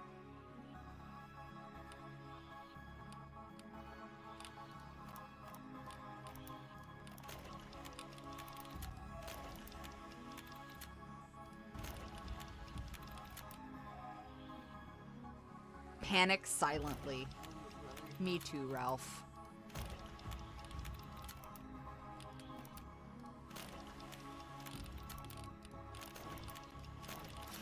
The talk. Reminisce. This is...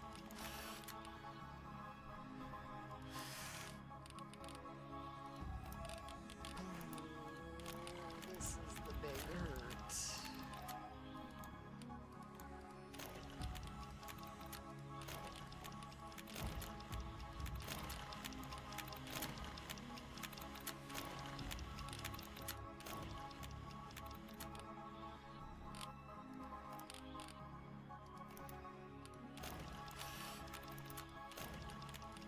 I can't.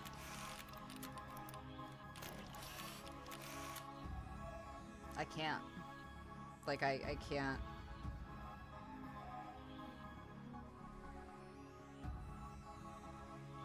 It's gonna tell you it's wrong.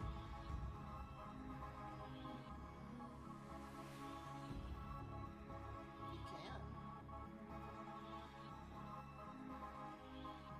There's no outsmarting what it wants. It's literally the choice of wait the clock or kill him.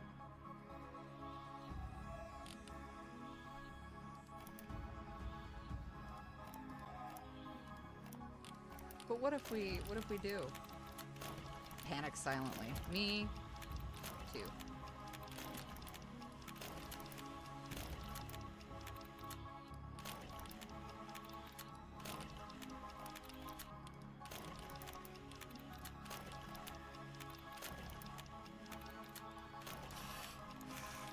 I just...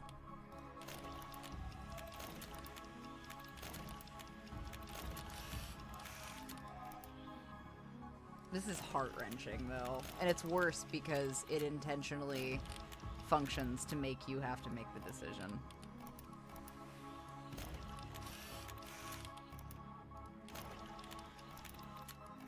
Gives you more than enough time. Yeah, it did that on purpose. Even with, like, majority max time on a handful of stuff. That's what I'm saying. It's giving you the choice. You are incorrect. You keep trying to burn time. To which I don't know if you can. Can you click them and burn more time? Does it do anything? Nope. The only time you could probably beat the clock is literally doing max.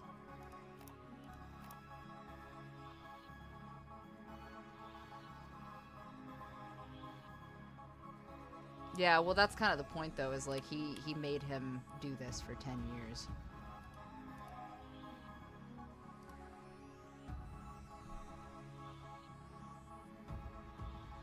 I said what I said.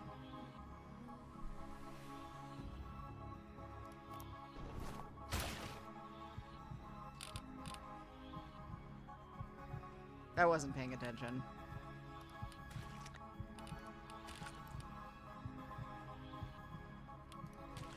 Yeah, I was super not paying attention. That was on me. I was so...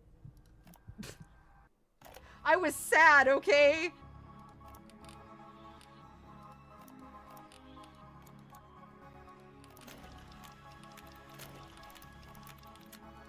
I'm gonna try to max out time.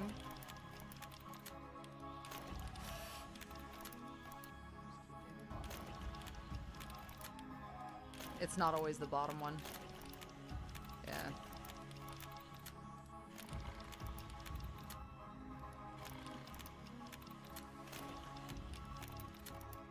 It's so yeah, that's the other thing.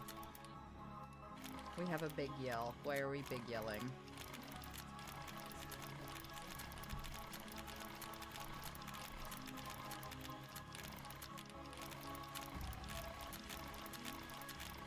I appreciate that. Okay, I found a workaround. I don't know if it's gonna matter.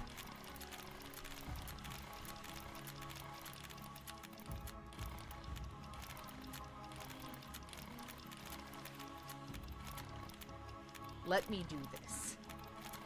Let me intentionally fail.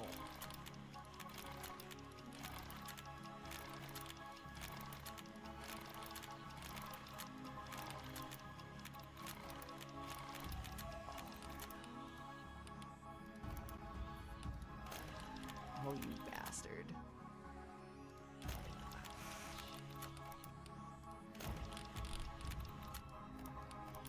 It knew.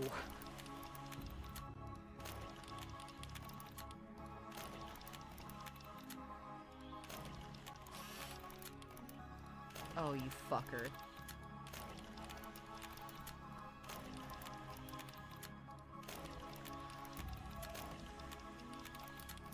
Can I...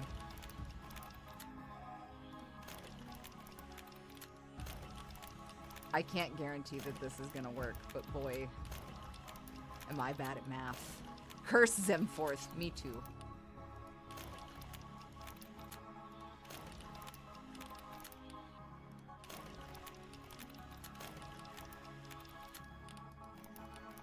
Oh, you rat bastard. It won't let me go any further for some of these. You bitch.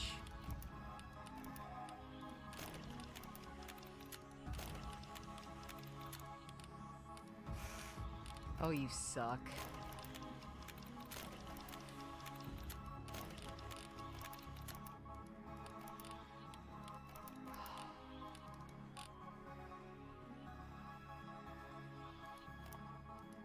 It knew.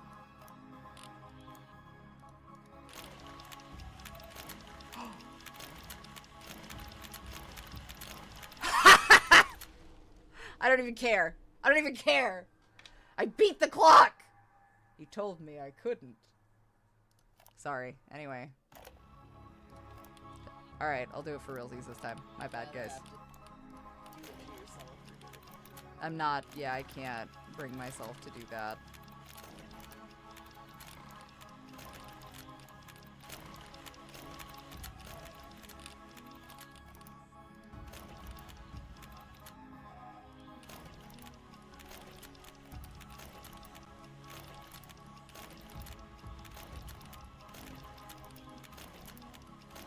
Working through it. Doop-a-doop-a-doo.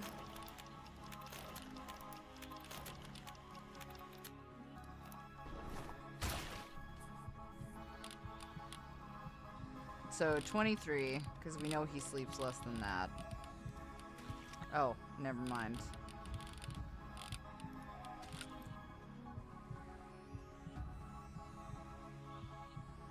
It was the no commute, right? Do you remember? Yeah. He doesn't have black hair. He's under the age of 41. Who'd you pick? Wait, who'd you Ralph. pick? Ralph is over 40. He's 50 something, right? Yeah. He doesn't have children? He doesn't live alone now. Oh shit, is he armed?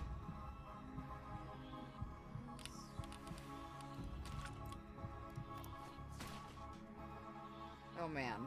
Oh man.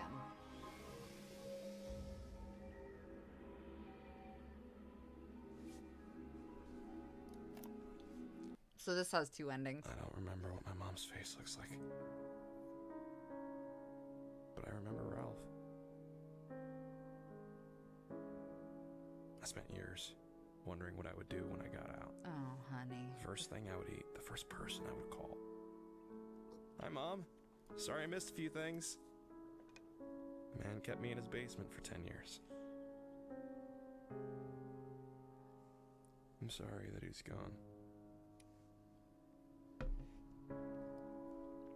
I don't know if the world is going to end tomorrow, but someone died so I could be here today. Even if it's just one day.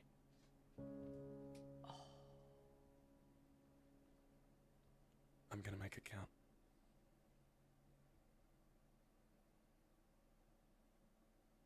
Ooh. Ooh. That's rough, man. Ah. Ooh. Stay with me. Damn! Why you gotta be like that, though? We're just gonna pretend Fuck. it doesn't have another ending. It doesn't have another ending. What other one? I'm Autumn Ivy. This is Ellis. That was Life Eater. I understand that the content is tough for a lot of people because it is a very dark story, right? I liked it. I understand that sensitive content can be hard for some people for trigger warning purposes and for other things. I get it, right? I do understand, which is why I warned you the first time I played this game. But I thought that it was fantastic. I mean, it's very clear kind of what's going. The gameplay's really interesting. It's a departure from what you expect. It's a departure from what you expect traditional music to, or music, sorry. The music is very loud. It is a departure from what traditional gameplay is in a context like this. It sets you up to kind of know it's coming, I think, is the problem. Like, you have... You recognize it a little under halfway through where it's going. But it doesn't bother me that it does. Because you do want to see it play out. You want to see if you're right. But you also want to see if he's going to go through with it. Because by this point, he's kind of... I don't know, like, Ralph, realistically, I'm pretty sure is his name. Like, obviously. I feel like he just came and the voice actors did a great job, in my opinion. Yeah. Like, the voice acting was really solid. It's an interesting concept of gameplay. There obviously is more than one ending. There's two, I'm guessing. Maybe three, I don't know. But I do think that it was worth the play. It was certainly worth the investment of time. Shout out to those voice actors, because, like, seriously, fantastic job. I think the devs have something really, really interesting here. I know that it's not going to get necessarily a lot of traction, even though I do think that it probably should have. It might get a little more now that live stream is done. True, yeah. But if anything, if you guys want to give this game the time of day and kind of see it for yourselves, feel free. Cool to know that this is Patreon funded too. Like, that's kind of a big step. Yeah. I really like independent games because there's a lot of things that can't be done in mainstream games anymore because of content like this. So I'm always down for a good independent game that kind of can capture that storytelling. And I've talked about this before, and Matt McMuscles and I did a Silent Hill tier list. If you guys haven't watched that yet, it's on Flophouse Plays. But it was I spoke about this on there because I'm a big person for narrative storytelling, and I feel like this game did that. It was a narrative storytelling piece, despite the horrible shit that you're doing. Well, and even with it being predictable, yeah, it still stayed entertaining. It was like it kept you invested. It was like a very hurtful short story, I feel like. So if you guys want to check out Life Eater for yourselves, you totally should. You can find it on Steam for the low price of $12. It's currently on sale, but Strange Scaffold did a fantastic job, I think. I like it. I'm good with it. Uno reverse clue game is a good way to put it. Yeah, kind of. So yeah, I will tell you that usually I would continue streaming because I really need the mental break. I'm going to be completely transparent with you guys. I don't have that luxury. I have an audiobook that I need to get done, and I'm going to do the due diligent thing, and I'm going to get that audiobook done after I take my meds and probably eat dinner, because otherwise I'm going to forget to eat. But you guys are fantastic as always. Thank you so much for sticking it out. It means a lot. And as always, you can find all of my stuff under officialautumnivy.com. Please remember to check out the exclusive, because that keeps us fed, that keeps the dogs fed, keeps the animals happy, and it keeps me updating the house so that the animals can have more big, happy spaces. Like me paying for a broken window I shouldn't have had to pay for, and also paying for the fence line that has a no-dig fence around it now. You know what would be cool, and eventually I would like to do this, I just have to check into the state of Oregon, is I would like to try to also take in hybrids that are being abandoned and left, especially for, like, Immortal and things like that, because we do have 10 acres, and I can accommodate to them for that. So, and Ellis also wants to give a home to senior dogs. So eventually, if that's something we could work up to, I would like to, but it's tough. So little by little steps, but just keep in mind that you actually are supporting something when you guys do what you do. In the long run, a lot of it's long-term goals, but it's still goals. So I also have new merch available, thanks to Sugarberry Creations, who's phenomenal. So if you guys want to check that out, I will have more soon. I'm working with a couple of artists on some really cool stuff coming. Yeah. So please keep your eyes open. All of my merch is under autumnivy.com as well. But you guys are great. Take care of yourselves. Take care of each other. Don't do anything I wouldn't do or do.